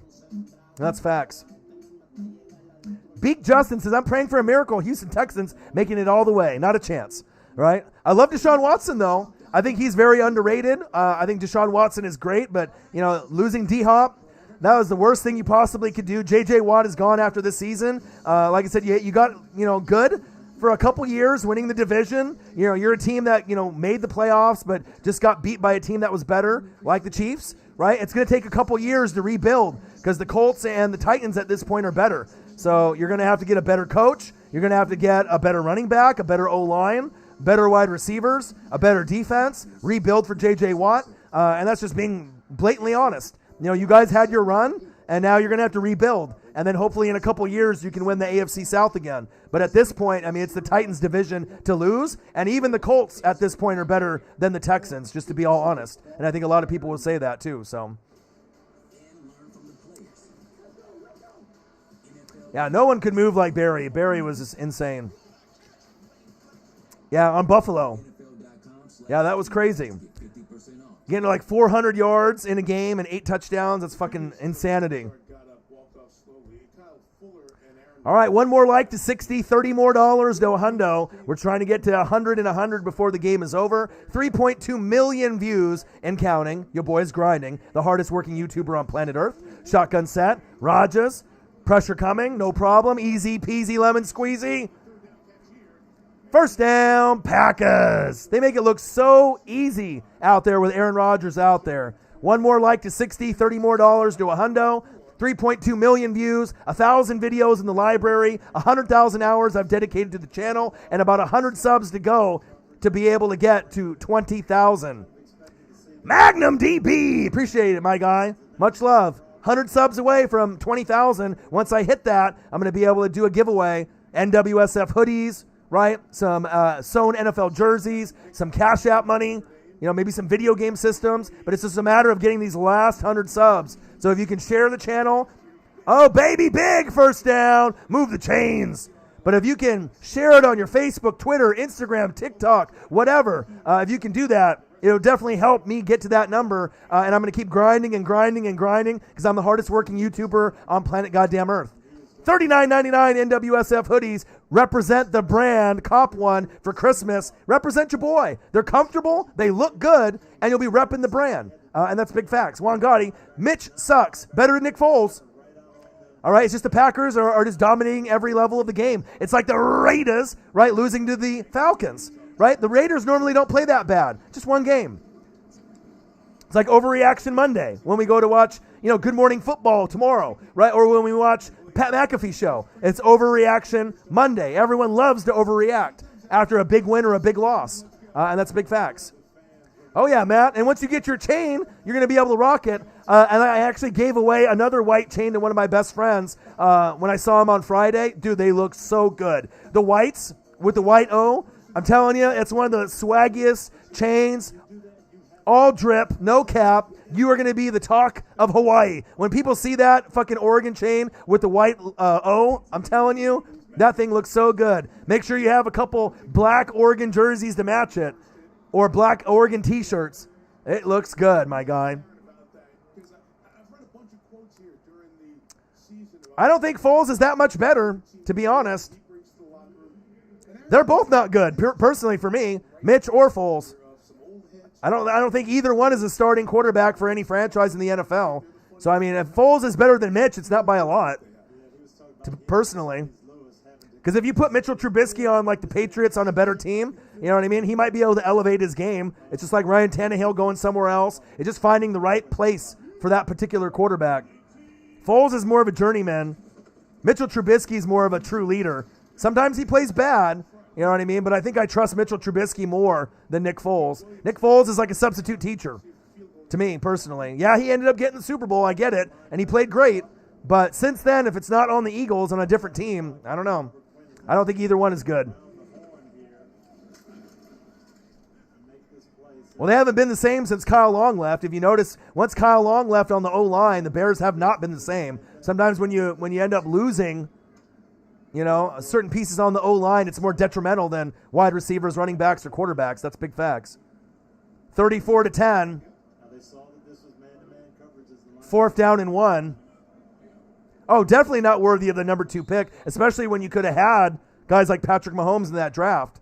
So it shows you some people know how to pick players, some people don't. When the Chiefs traded up, I mean, it worked in their favor. Here we go, Gale Sayers, baby. Gale Sayers and Walter Payton on the Bears. I mean, if you look at those type of players, Paul Hornung, great wide receiver. 5 TDs, 6 TDs. Woo! Yeah. Rest in peace.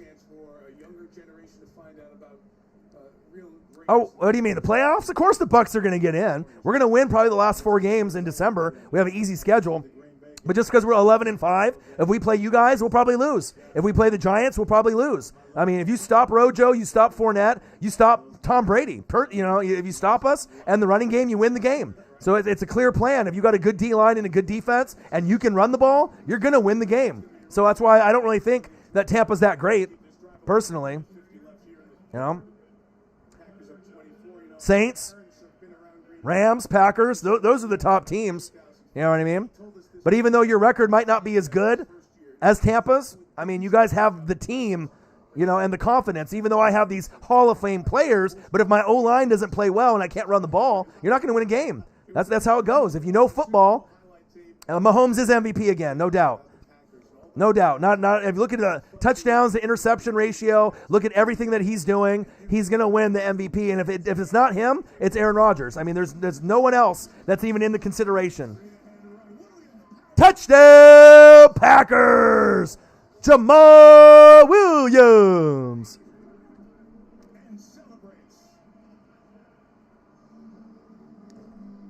Bam, bam, bam, bam, bam, bam, bam, bam, bam, bam, bam, bam, bam. Man, I miss the fans. Wow. To make something happen, they're going to blitz Roquan Smith, but the line does a good job. They pick it up, Let's see if they end up getting this extra point. blocking. Wow, what a mollywop. Nathan Peterman went in there, didn't really do anything. I mean, Carr fumbled a lot. You know what I mean? Josh Jacobs got hurt. I watched that game. I had that game on here locally in Oregon. I mean, they just got fucking demolished. Extra point is good. 41-10. 7 more likes to 70. $5 more to 75. The goal is to get to 100 and 100 on every single game. Good blocking at the point of attack, but now you got to make this. Yeah, but the thing is like even though the score, you know, Guzman and Gotti, if you ended up seeing, you know, the 27-24 final score, everyone knew that that game was over, including me, in the first quarter. You know, obviously Tyreek was pacing for 800, and you knew that the Tampa Bay was going to tighten up in the second half, right? But when it comes down to big first downs and big plays and coaching, right, who do you want calling plays, Byron Leftwich, right, or the best OC in football, Eric Bieniemy? You know what I mean? Like that play in the first quarter where Mahomes did the reverse, went to the running back, and then it went back to Kelsey, and there was like a triple reverse, and then Kelsey tried to throw it. It got tipped, and it would have went back to Mahomes for a touchdown. I mean, the innovation that they're playing with, you know, at the play calling position, and Bullet Club is not better than NWO, Lenny D. Not happening. But I already knew the game was over. And I predicted to my friends that Tampa would lose by 3 or 4. I said that the game would be a lot closer than people think. We're going to lose, right? But I had a feeling we wouldn't get blown out like the Saints game, and they lost by 3, like I said. So, you know, they have a lot of problems. Yeah, Rojo had that beautiful touchdown, you know, with that pass, but the offensive line is banged up. AQ Shipley is like, you know, out for a career with the neck, you know, problem, and I'm not going to have him anymore. You know, Donovan Smith and all these other players on the roster are not 100%. So, like I said, if the Giants or the Washington football team make the playoffs, which one of them will, you want to play Tampa Bay because that's going to be the easiest team to beat. I mean, if you play the Seahawks, you know, you play the Cardinals, you might have a little struggles, you know, with them. Obviously, the Packers and the Saints, you don't want to play them, you know, or the Rams with their defense. But if you play Tampa Bay, whoever Tampa Bay plays, there's a great chance to win that game, even if you're the NFC East. And I know that because I'm a fan of the game. I can see how those teams are built. Washington football team, good defense. Giants, good defense. Gallman, good running back, stepping in for Saquon Barkley. Antonio Gibson, right? As well as McKissick when he gets a shot. You know, they got a nice little core there. And even Peyton Barber at times. They have 3 guys on Washington. So, I mean, your boy knows football, all right? I'm looking at all aspects of the game, and that's facts. He said bench, squat, deadlift, and power clean. The only type of working out I do is to walk to the kitchen to eat at this point. No benching, no squatting, no deadlifting or power cleaning. If you're talking about benching some wings into my mouth, maybe that. NFL season is over. I can make a top 10 list. Absolutely. Absolutely. AFC wildcards will pan out. We know either Colts or Titans are guaranteed. Yeah, Titans are going to win the division. So you're going to have the Chiefs, right? The Steelers, the Titans, and the Bills, right? And then you're going to be looking at teams like the Ravens, pretender, Dolphins, pretender, Cleveland Browns, pretender. The Colts are pretty legit. I think the Raiders have a shot to get in and they can rebound. But, I mean, if you're really looking at the top dogs, Buffalo's a pretender to me too. I don't think they're going to be able to get it done when it counts. They just don't have the talent at running back or defense. It's really a 3-man race with Pittsburgh, the Titans, right, and the Chiefs. And then on the NFC, Saints, Rams, Packers. You know, and there's going to be some upsets. Like I said, if the Giants or Washington win, right, the division, either one, they play Tampa Bay, you know, they have a good shot to win that game. Probably the Cardinals, too. Maybe even the Seahawks. Because even though the Seahawks and the Cardinals have that offense, they don't have a D, right? And if you guys can slow them down, I like the Giants' offense and the Washington's offense as of late. Sometimes they won't score a lot, right? But, at certain matchups, they're coached well. I like Joe Judge a lot. He came from Belichick, so he knows what he's doing. Brian Flores from Miami. I like him. He came from Belichick. I love Riverboat Ron, and I like what you guys have. Just imagine when you guys get another Scary Terry on the other side, a better tight end, to represent the roster. You know what I mean? Keep building the defense. Keep building the O-line. It's just a matter of time before you guys end up winning the division or battling for first with the Giants back and forth. Maybe the Eagles can keep up too, but them and the Cowboys are kind of trending downwards. The Giants and the Washington football team are trending upwards, and that's just facts. Gallman's nice. I had him in fantasy. He scored touchdowns in 5 straight games. You know what I mean? So sometimes it's not name recognition. Sometimes you got to go with the hot hand and, based on the carries and how the O-line is playing. The O-line for the Giants, very underrated. Blake Martinez, very underrated. The coaching, very underrated. I'm not really big on Golden Tate and Darius Slayton and, and some of the wide receivers they have on the team. Evan Ingram is hot and cold. You know what I mean? But they have enough where they're finding ways to win, even if it's ugly. So, and that's facts. All right, baby. 6 more likes to 70. $30 more to a hundo. We're almost there. 41-10 Packers.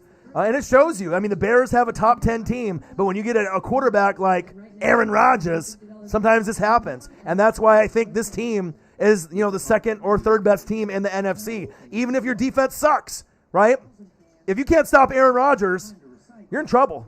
You're in trouble because that's the equivalent of Patrick Mahomes in the NFC, right? The Saints got the complete team, right? The Rams have a pretty complete team, top to bottom. The Packers are very one-sided, kind of like the Cardinals and the Seahawks, right? But there's a big gap between Aaron Rodgers, right, and Kyler Murray, as well as Russell Wilson. Kyler and Russell are great, but they're not as consistent as Aaron Rodgers. They're not on the same level of talent. Aaron Rodgers is in a category of his own.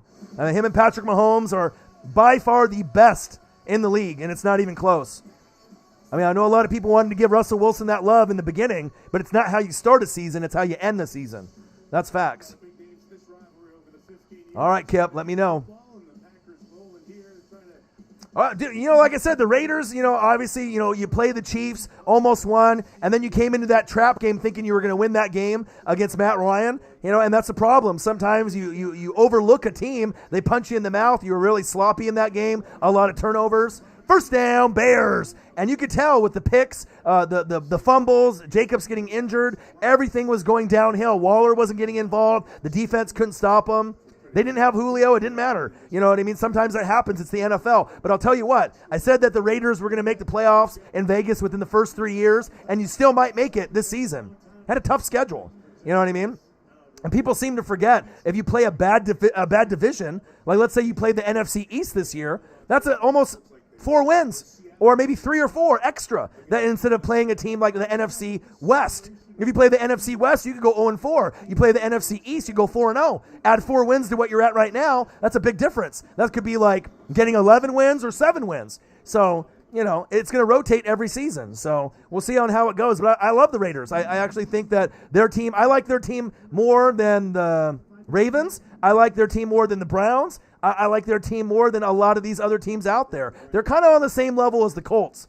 You know what I mean? Where they play good sometimes, they play bad sometimes, but they kind of have the good core. The Colts have the defense, but not the offense. The Raiders have the offense, but not the defense. So it's like, shit, if you could put the Raiders and the Colts together, and you had the Raiders offense and the Colts defense, then we got something. You know what I mean? But obviously we can't do that.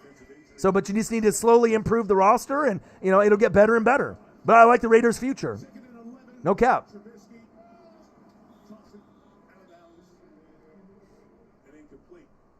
And that's just me as a fan breaking down the film and going over everything, you know what I mean? And obviously my predictions I feel are going to come true. Now the Browns are kind of interesting because they run the football so well and they play good defense. So if they keep running like with Kareem Hunt and Nick Chubb, they could make the playoffs and they could do some damage and take the Ravens spot. Because I don't think the Ravens are a good football team. I really don't. The record says that they're a pretty good football team, and they could even win against the Steelers tomorrow. But I still am not sold on that roster and that team, period. Bullet Club is not better than NWO. The originators of the game. Hollywood Hogan, Scott Hall, Kevin Nash, sorry, is better than Finn Balor. I'm sorry. It is what it is. Without the NWO, there's not this. All right? There's not this without NWO.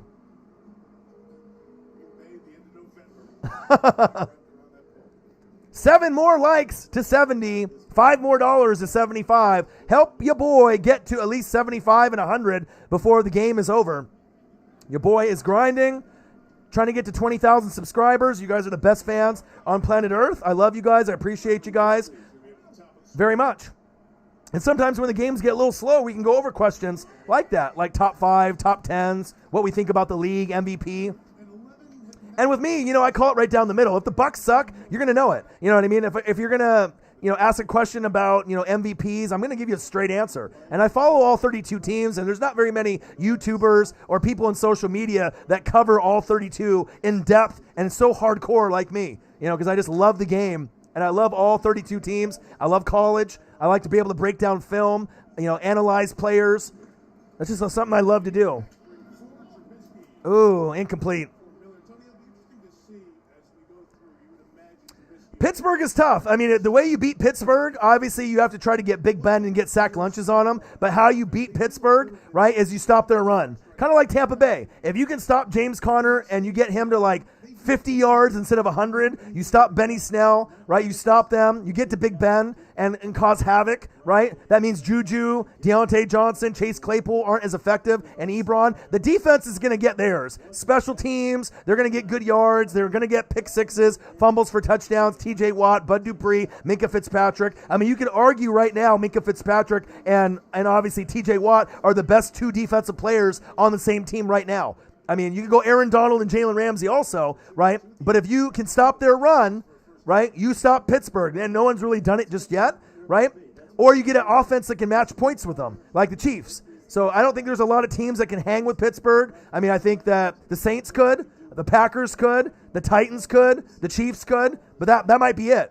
I mean, there's not a lot, you know what I mean? But if you get to Big Ben and you stop the run, you stop Pittsburgh. They're beatable. I mean, you could even get a team like the Ravens or the Browns that could beat the Steelers, based off good running, right? Good running of the football with the Browns and good defense. Incomplete. But there's not very many teams that have elite running game and elite defense. The Saints have it. AK-41, Latavius Murray, Demario Davis leading that D. They could beat the Steelers. You know what I mean? And think about it. If the Saints want to win the Super Bowl, that's who exactly they want to play. They don't want to fucking play the Chiefs and Mahomes. Fuck no. You want to play a team like the Steelers or the Titans. That's where you could legitimately win based off your running game and the defense. But if you have to play a team like Mahomes, that's like the least likely team you want to win. You know what I mean? That team is almost unbeatable. I mean, with Mahomes and the OC and everything that they got going on.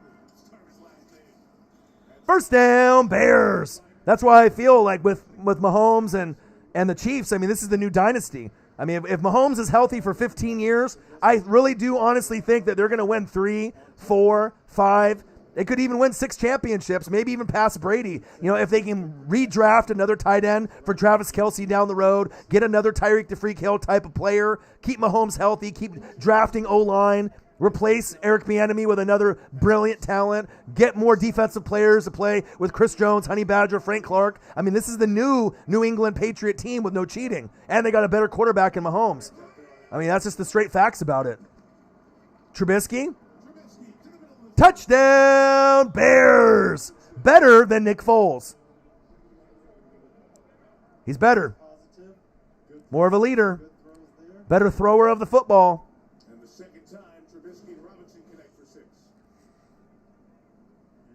Allen Robinson, very underrated. You could argue that he is a top 10 wide receiver in this league, just like a Keenan Allen could argue in the top 5, even though he gets ranked like 6 through 10.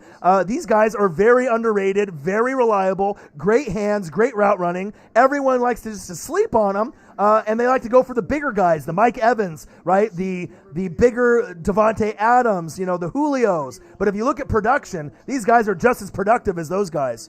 On a game-in, game-out basis, sometimes even more. Extra point is good.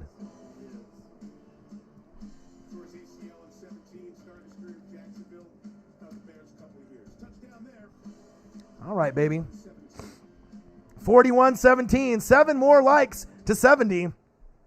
$30 more to a hundo. Help your boy out. Support the channel. And we need 100 subs to be able to get to 20,000 subscribers. We got the Bears.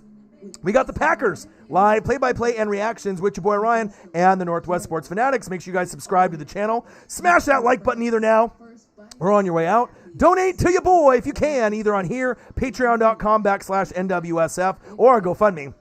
And if you're looking for merch, Northwest Sports Fanatic merch, link is below every video on our YouTube page. Follow us, Facebook, YouTube, Twitter, Instagram, at NW Sports Fanatics.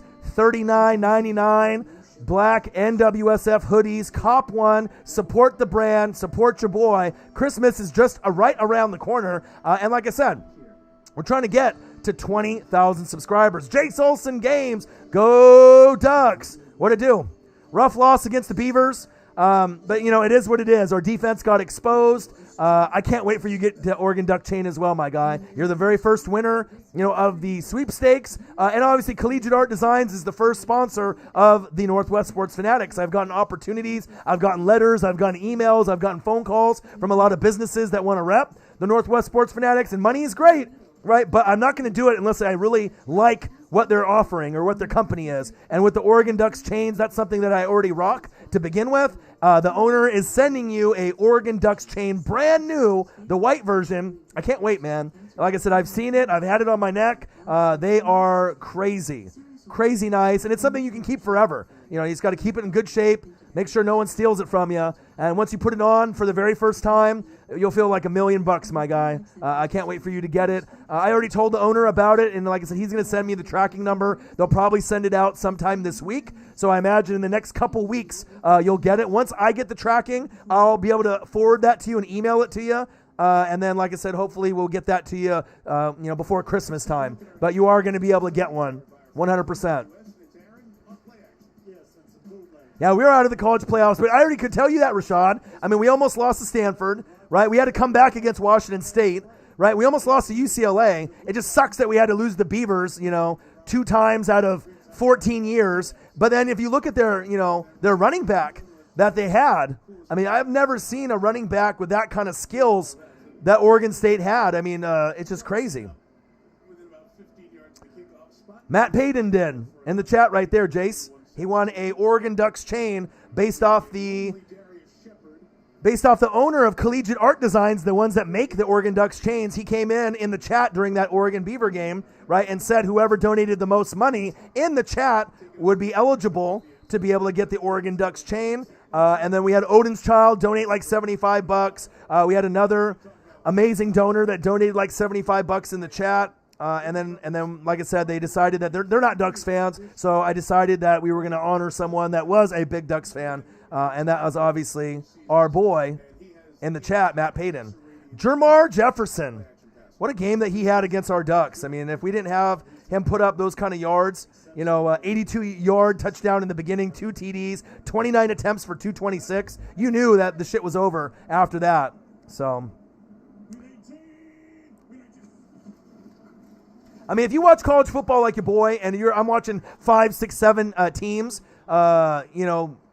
consistently, right? If you're Alabama, right? You're Clemson, you're Ohio State, you're Notre Dame, or you're Florida, you're the real deal, right? But if you're not any of those teams, you're pretenders. I mean, there's other teams that are in the top 10, top 15, but to me, those are the top 5 teams to me in college football. That would be awesome. You keep in touch with me, Matt. And I'm excited that you can get something like this, especially when they don't sell that shit in Hawaii. And this guy, it's actually licensed through the NCAA. So this is an actual licensed product, not like a, off product, not like off Nike brand. Like this is like the real deal that they sell at Autzen and at the Duck Store here in Oregon. Very rare. Nathan Dotson, yeah, but close enough to come. About 45 minutes to an hour away. But, it's all about commitment. You know what I'm saying? If you have commitment and you have love and you have passion, right, you're going to be a part. If you are, if you don't have it, obviously I am the Northwest Sports Fanatics. I think that's very clear. You know what I mean? I've sacrificed my Michael Jordan rookie card. for 5-6 grand like 4 years ago. Now it's worth 16 to 20 grand. I grind the hardest. I'm the hardest working YouTuber on planet Earth. I have a full-time job. I'm a full-time YouTuber. It is what it is. So, you know what I mean? It's either you're dedicated or you're not. So, bottom line. But the channel must go on, and I have no problem of repping the Northwest Sports Fanatics. So that's big facts.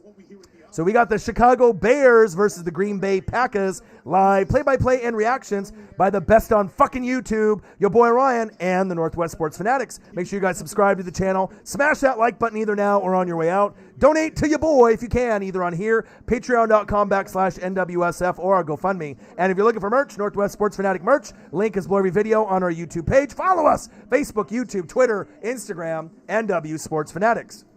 2nd down and 9. Shake and bake. Poor performance by the Bears defense today, but it's Aaron Rodgers all day, all night. When you got Aaron Jones, Aaron Rodgers, right, as well as Devontae Adams, that might not be a better 3 musketeers than maybe Patrick Mahomes, Tyreek the Freak Hill, and Travis Kelce. And that's big facts. Oh, LSU is done. More than likely, Bama will beat Florida, but the Florida Gator team is pretty good. Kyle Trask, Kyle Pitts, I mean, they're the real deal. Florida's got a pretty good football team. I don't know if they're going to be able to do it against Alabama in SEC championship game, but those are 2 of the top 5 in college. That's facts. LSU's horrible. They're terrible, as Charles Barkley would say. Terrible. Just terrible. Right? No Joe Burrow, no Clyde Edwards-Helaire, no Justin Jefferson. I mean, the team is just terrible. Terrible. I think the Gators actually do have a shot. Bama's better, right? It's like Ohio State and Notre Dame. You got these other teams that, are beatable, right? It just depends on, as the season goes along. Clemson, obviously with their defense, there's holes there. Trevor Lawrence is great. ETN is great, right? But Clemson to me seems beatable. Everyone seems beatable in this college football playoff. To me personally, everyone looks beatable to me. I don't see a team that's just like, wow, like they're unbeatable. They're just going to run over everyone. I think Alabama can be beaten. Clemson can be beaten. Ohio State can be beaten. Notre Dame can be beaten. The Gators can as well. It's going to be exciting to see. But more than likely, we're going to have one team like Alabama or Clemson, right? And then the other team is going to be Notre Dame or Ohio State, more than likely. Yeah, but Pitts is really good, though. Kyle Trask is pretty damn good, too. They got some ballers out there. I mean, they've been playing some pretty good football. How's that cap? No cap. All the caps, no cap. 5 more likes to 70. Let's try to get to at least 75 if we get some more people in the room. Just trying to get to, that 100 sub count, so that way we can get to 20,000. And, like I said, your boy's going to keep grinding. I'm going to keep working hard. I'm going to keep trying to get us to that number. And I know eventually we're going to get there. Eventually we're going to get there. We only need like 100 more, man. Only like 100 more. But it all depends if YouTube, recommends the video. And when we get people coming in, if they sub to the channel and then they tell people and we can get there. But we're almost there. We're almost there. And I'm going to keep grinding until we get there. I mean, hopefully we get there before the Super Bowl, you know what I mean? But all we need them is to recommend a couple more live streams, you know what I mean? And once we get like 4,000 to 10,000 people in the room, 100 to 300 people consistently in the room for a game, we typically gain 30 to 100 subs every game that they promote or recommend. So they don't do it all the time, but I'm going to keep grinding and hopefully we get to a point. And it probably depends if other YouTubers are doing the game as well or if they've taken a day off or whatever it is. But I'm still going to be consistently grinding, and that's big facts. But I appreciate you guys. You guys are the best fans on planet Earth. Like I said, you guys have been great. Like I said, we've had a great week of football. We have the Seahawks and the Eagles tomorrow, and then we have the Ravens and the Steelers. Obviously, I'm going to try to do all the games and keep grinding. And like I said, the grind to 20K is real. We're so close. Like I said, I'm going to try to do anything and everything that I can get there. And these last 100 are like the longest. You know what I mean? It's like you can taste it. To be at 20,000 subscribers is a huge goal. But to get this last 100 seems like it's taken fucking forever.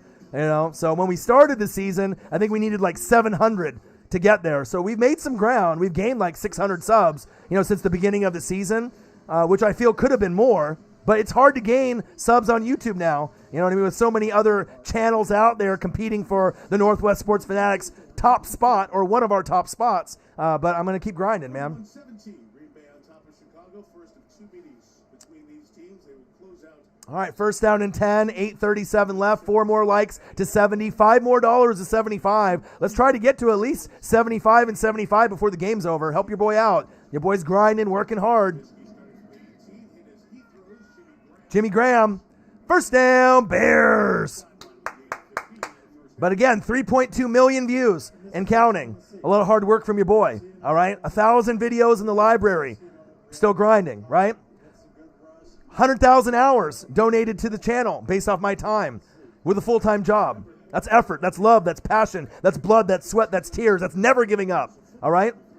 Giving up a PSA 9 Michael Jordan rookie card. I don't think anyone on planet Earth would do that, but your boy believes in himself and believes in the dream, loves you guys, all right? And we're 100 subs away from 20,000. And like I said, this channel, is a long way from hitting the big goal.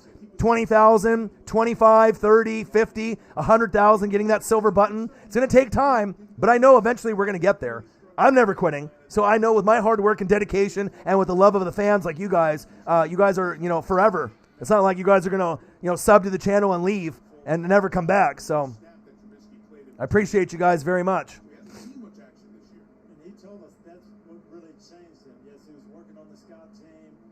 Yeah, we'll see how it goes, Rashad. I mean, those are the top dogs, Bama, Clemson, Ohio State, Notre Dame, Florida. I mean, you know what I'm saying? If Florida beats Bama, then we really got something, because then you don't know what's going to happen at that point. Because if Florida beats Clemson, if Florida beats Bama, we could have like a Clemson-Notre Dame championship game, something like that. And then obviously Notre Dame, usually in the Natty, they can't really get it done in most cases, but we'll see.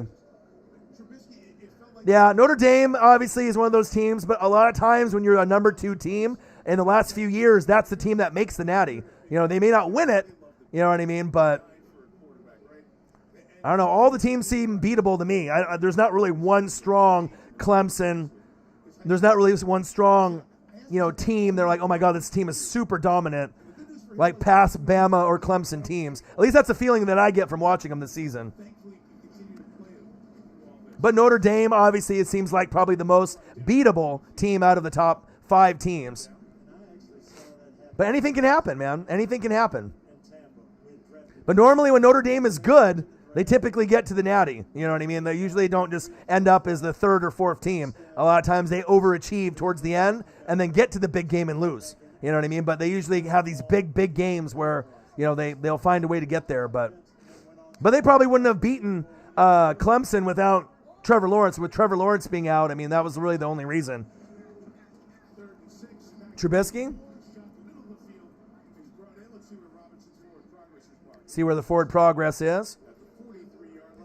Chicago Bears versus Green Bay Packers. Live play-by-play and reactions with your boy Ryan and the Northwest Sports Fanatics. Make sure you guys subscribe to the channel. Smash that like button either now or on your way out. Donate to your boy if you can, either on here, patreon.com/NWSF, or our GoFundMe. And if you're looking for merch,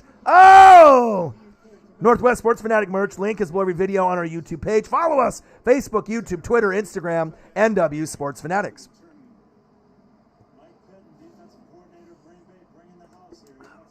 But I appreciate you guys. You guys are the best fans on planet Earth. Wish this game was a little bit closer, but I had a feeling Aaron Rodgers was going to show his dominance today.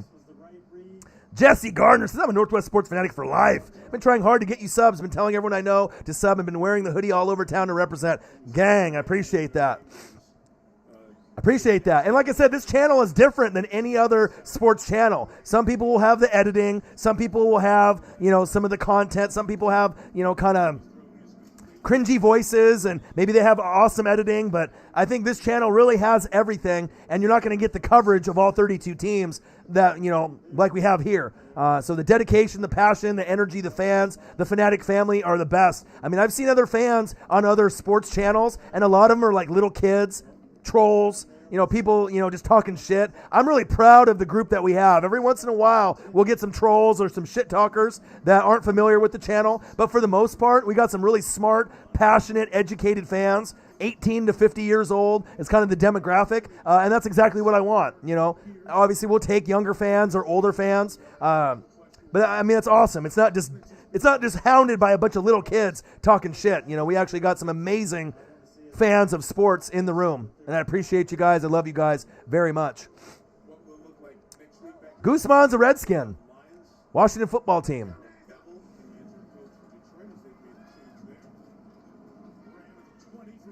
First down, Bears. Yeah, I got no hair. I'm a bald boy, of course. I got no hair. I used to have hair. I always got hats on, of course. I'm a sexy bald man. What can I say? Bald boys for life. Like my brother, The Rock. There's a reason why we got a birthday on the same day. All right? I got good skin. I'm a handsome man. What can I say? First down and 10. Incomplete second down and 10. I mean, I used to have hair when I was like in my, early 20s and whatnot. But, once like my, family has, balding, in some of their, like my dad isn't full bald, but like a little patch and whatnot. I'm not going to be one of those guys that has like hair on the sides and bald on the top. You know what I mean? That doesn't look good. I ain't going to be like George from Seinfeld. You know what I mean? Just have hair on the sides and nothing on top. That doesn't look good. That doesn't look sexy. That's not a good look. If you're going to be balding, you just shave it all off. You shave it all off. Shave your face, shave it off, you know what I mean? Bick it for sure. If you start getting the hairline on the top that starts going, you know what I mean? Because I didn't really go bald in the back. It was just like up here where the hairline started to go a little bit. So when I was like 24, 25, I was like, you know what?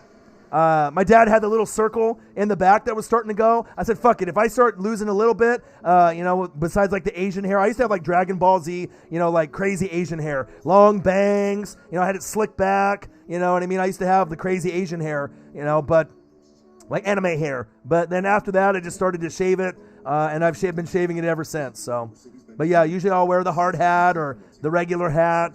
I got my Supreme headbands coming this week. I'm pretty excited about that because I've been trying to get some nice Supreme headbands for a while because I fuck with Supreme and Ovo, Drake's clothing line, and I'm pretty picky with clothes besides sports stuff. So. Flying. What do you think about the Bucks today? They played good towards the end. I knew they were going to lose. They lost by 3, but in reality, they lost by 23. They're not a contender. They're a pretender. They're going to make the playoffs. They'll probably win the next 4 games and go 11-5. But the Chiefs are the best team in football. I knew I was going to lose. And bald is beautiful. But Flying, I thought they did play pretty good towards the end, but they had no right winning that game. The defense is atrocious. He gave 200 yards to Tyreek and 2 touchdowns in the first quarter. He was panning for 800 in the game. They just have a lot of problems on the O-line, the defense. I mean, they're just a mess. They just don't have everything that they need to be a championship contender. Can they get to the playoffs? Yes, but they're also the team that could get upset by Washington or the Giants, and I could totally see that happening because I have ESP. You know what I mean? Because I can see the future. You know what I mean? I can see things and call it before they happen. I told my friends that I thought that this game wasn't going to be a blowout, the Tampa and the Chiefs. I said, we'll probably lose by 3. And then what happened? They lost by 3. Like I knew. Sometimes I can call it right on the head, Right on my bald head. I can call it, Sometimes you get blown out. Sometimes you don't. Bald Men's Club. Hey, bald is beautiful. Ask Bruce Willis, right? Ask The Rock. Sometimes you just got to have the head shape for it. Shotgun set. Trubisky. Incomplete. Some people look good bald, some people don't. I mean, I guess it just depends on the head shape and face structure and whatnot, I'm comfortable, though, because even when I started shaving my head in my mid-20s, you know what I mean, I had no problem with it. I actually kind of like it. It's just a lot of maintenance, having to shave your head every fucking day. Shave your head and shave your face every day. It gets annoying, just to say the least, to try to, be respectable, be handsome, to not be looking like a bum, with your hair growing out, and I don't want to be looking like George Costanza out there in public, Hair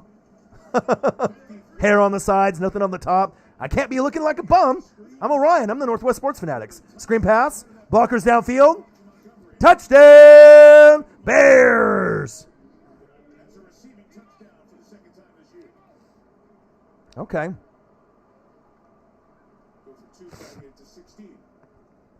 Yeah, same thing could have been said for Cincinnati and some of those other teams like BYU. Exciting to see these new teams, up-and-coming, lower-name teams, be good in college football. But if they play a powerhouse team like Ohio State, they're going to get fucking crushed, right? But it's cool to see those BYUs and Cincinnati's. Travis Kelce's from Cincinnati. You know what I mean? So I follow a lot of these teams, from their alma maters, from some of these players. And, it's nice, man. It's cool to be able to see some of those guys. I am not playing the Terry Bradshaw $1 million contest, the pick six, but I probably should. I'd probably be winning quite a bit. Trubisky, 2-point conversion. And it's good. And you guys say that Nick Foles is better. Wrong. Not happening. Trubisky is a leader, even though I don't like either one of them really, right? But if you had Kyle Long still there, be a huge difference. 41-25. 2 more likes to 70. Let's get a donation going. Let's get us to at least 75. Let's try to get to 75 and 75 before the game's over. Every goal is 100 and 100. Trubisky's a nightmare. Foles is a nightmare. They're all nightmares. You know what I mean? That's bottom line. They're both not really worthy of starting positions, but if I had to choose one, I think Trubisky is more of a starter in my book. He has more leadership qualities. You know what I mean? He's a teacher. Foles is the substitute teacher. I mean, that's just really how it comes down to. Sometimes a substitute teacher can step up and do great things like win the Super Bowl for the Eagles, but would you really be comfortable of having Nick Foles forever? No. Zach Allen, I know he did. Go Ducks, though. You got to stick with it, man. Good, bad, the ugly. It's Ducks for life. You know what I mean? Sometimes that happens when you have a bad defense. What you got to do is embrace it, right? That our defense is horrible, and hopefully that they can correct it. But when you lost Justin Flo, 5-star linebacker from California, right? If you lost a lot of these guys, of course our defense is going to be bad. So we need to recruit a lot heavier at kicker and defense in the future. So it shows you what's really important. We need to really focus on kicker, defense, and a lot of those other things. Yeah, come on, Rashad. You're not keeping up? A lot of the Hayes family's in the building. Crystal, Kip, Kim. They'll be like 3. There's a lot of brothers and sister connections that are in the room a lot of the times. Packers have a bad defense, but they still can win games like today.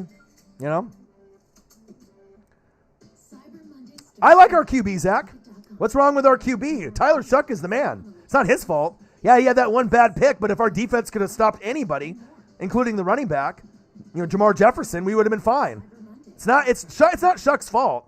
You know what I mean? He's actually really good. You got to think he's played a lot better than most people anticipated. Going from Marcus Mariota, Justin Herbert to him. Oh, I don't know. We don't know, though. You say that, but we don't really know if he's better. I think Shuck is the starter. I think he's good. I think we stick with him. You got C.J. Verdell. You got Habibi Likio. Die. That's not the problem. DJ Johnson at tight end. Johnny Johnson the third. The problem is the defense. That's bottom line.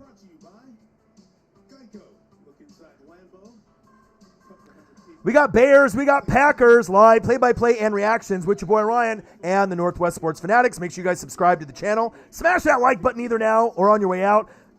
Donate to your boy if you can, either on here, patreon.com/NWSF, or our GoFundMe. And if you're looking for merch, Northwest Sports Fanatic merch, link is below every video on our YouTube page. Follow us, Facebook, YouTube, Twitter, Instagram, NW Sports Fanatics. NWSF hoodies, $39.99. Cop one. Represent the brand. They're comfortable. They look good. And you're going to be repping for your boy. And everyone will be asking, what is NWSF? Get the word out. 3.2 million views and counting. 1,000 videos in the library and counting.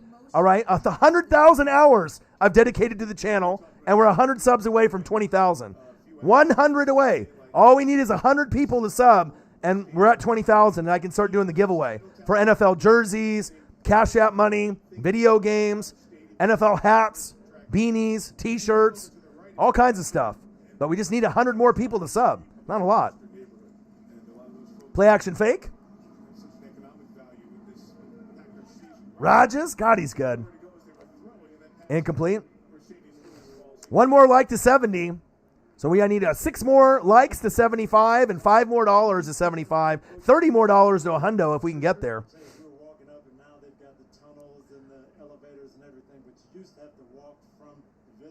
Guzman, I don't know. I mean, like I said, the internet, you got to have the proper internet and the proper setup. Like I said, I might end up having like one of my buddies come on if we end up doing something for like wrestling reaction for like WWE or AEW, or if we do a WWE live stream for like WrestleMania or SummerSlam or Royal Rumble or an AEW pay-per-view maybe.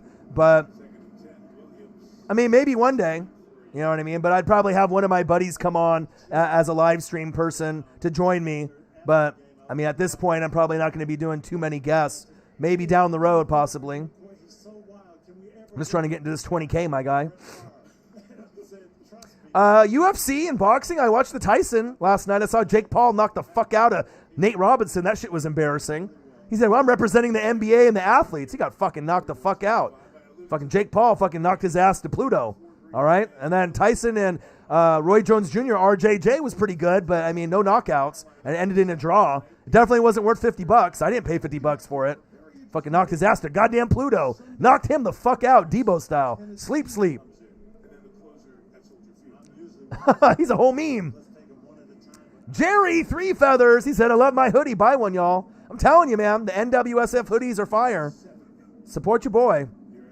And they've been selling pretty good. We've had, quite a few people buy them, which is nice. It's not like we're making a lot of profit on them. I mean, I could have made the price like $50 or $60, but I wanted it to be inexpensive so that the fans could afford it. And like I said, quality-wise, it should be a $50 or $60 hoodie. Super comfortable. They look good. They're soft. That's the best thing I think I like about them, the design that I made, but they're really soft and comfortable. They're one of the better hoodies that I own. Teespring makes them, so it's not just like a Hanes hoodie or something like that. It's actually a pretty good quality material. And like I said, if you cop one and rep one for the boy, like I said, it helps the channel. It helps represent the brand, and it'll get it out there. You know what I mean? Support the brand, my guy. Jerry Three Feathers, my dog. All right, one more like to 70, $30 more to a hundo. Let's try to get to our goal, so that way this money that comes in, we can use this for NFL jerseys, a screen print that's $100, sewn jersey $150 on NFL Shop. All these different things. Like I said, if you can end up supporting the brand, like I said, I can give more back. Video games, PS5, Xbox X, you know what I mean? I can definitely do quite a bit with the money that comes in with the giveaways.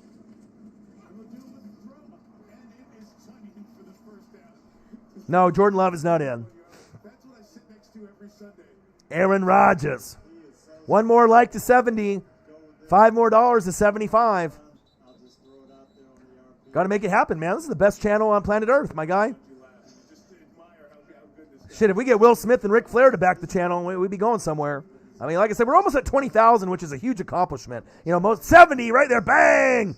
Like I said, a lot of people, don't realize how hard it is to get to 20,000. You know what I mean? Like, to really have that kind of commitment to get there. I mean, there's channels that have 100, 500, 1,000, and that's a great accomplishment. People don't realize how hard it is to gain subs on YouTube. Anyone can get Instagram followers, especially if you're a girl. You know what I mean? You're a good-looking girl. You show some cleavage, this and that. I mean, anyone can get followers on Facebook, Instagram, Twitter. Someone can follow you on Twitter and then unfollow you, right?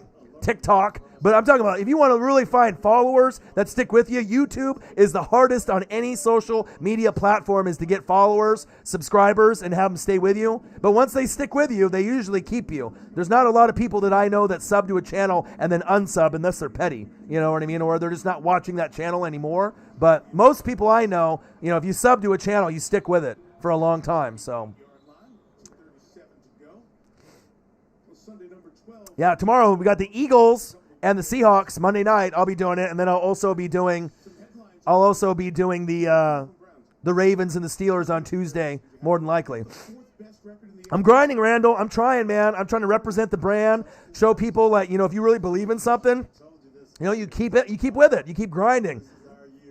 I appreciate that, Flying. You know what I mean? 20,000 people is no joke. I know, I appreciate that, Juan Gotti. You know what I mean? I think I'm an inspiration for a lot of y'all that have channels too, Juan Gotti, because I know you probably watched a lot of what I have for material and other YouTube channels out there. You can kind of use our cadence, our, different speech, our nicknames, the way that we go about, our business. And I know I've, inspired a lot of different people for Instagram pages, Facebook, their YouTube channels. And I love that. You know what I mean? If we can be an inspiration and I can encourage you to grind for something kind of like what we're doing, do it, man. Grind. Do it. You're never too old. You only live once. Said you've been on YouTube for 3 years, stuck on 311. Man, tell me about it, bro. It's hard. It's hard. That's a good question, Randall. It's either you're dedicated or you're not. I could be a sports commentator, man. Like I said, I've been on radio. You know, there's been California radio stations that have had me on. I've done contests for 1080 The Fan in Portland here a couple years ago. Out of like 500 people, I made the top 10. You know, so it's a matter of just building the brand, right? It's all building the brand, you know, getting, you know, to this point. And like I said, as long as I keep grinding and grinding and grinding, I'm going to be able to get there. It's all about being consistent and grinding, and then we'll get to that point. But I appreciate that, you know what I mean? You got to have the voice, you got to have the passion, you got to have the knowledge, you got to have the dedication, you got to have a lot of that.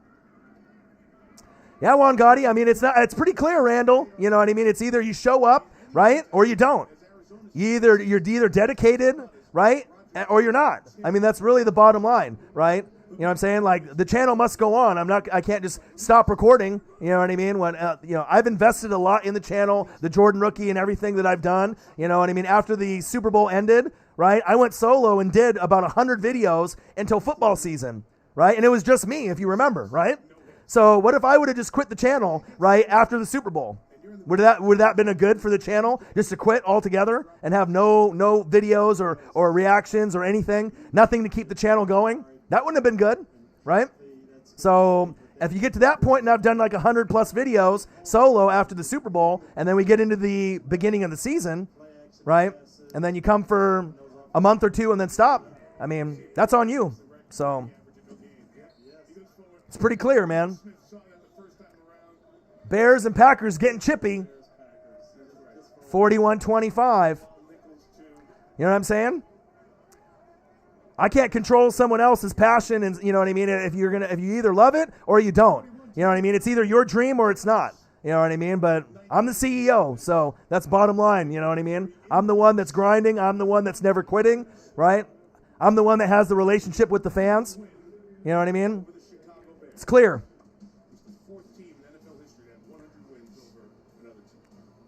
Yeah, 1080 The Fan. I'm never going to quit, my guy. Never. Never, never, never. But I appreciate every single one of y'all in the building. 41-25, 35 seconds left.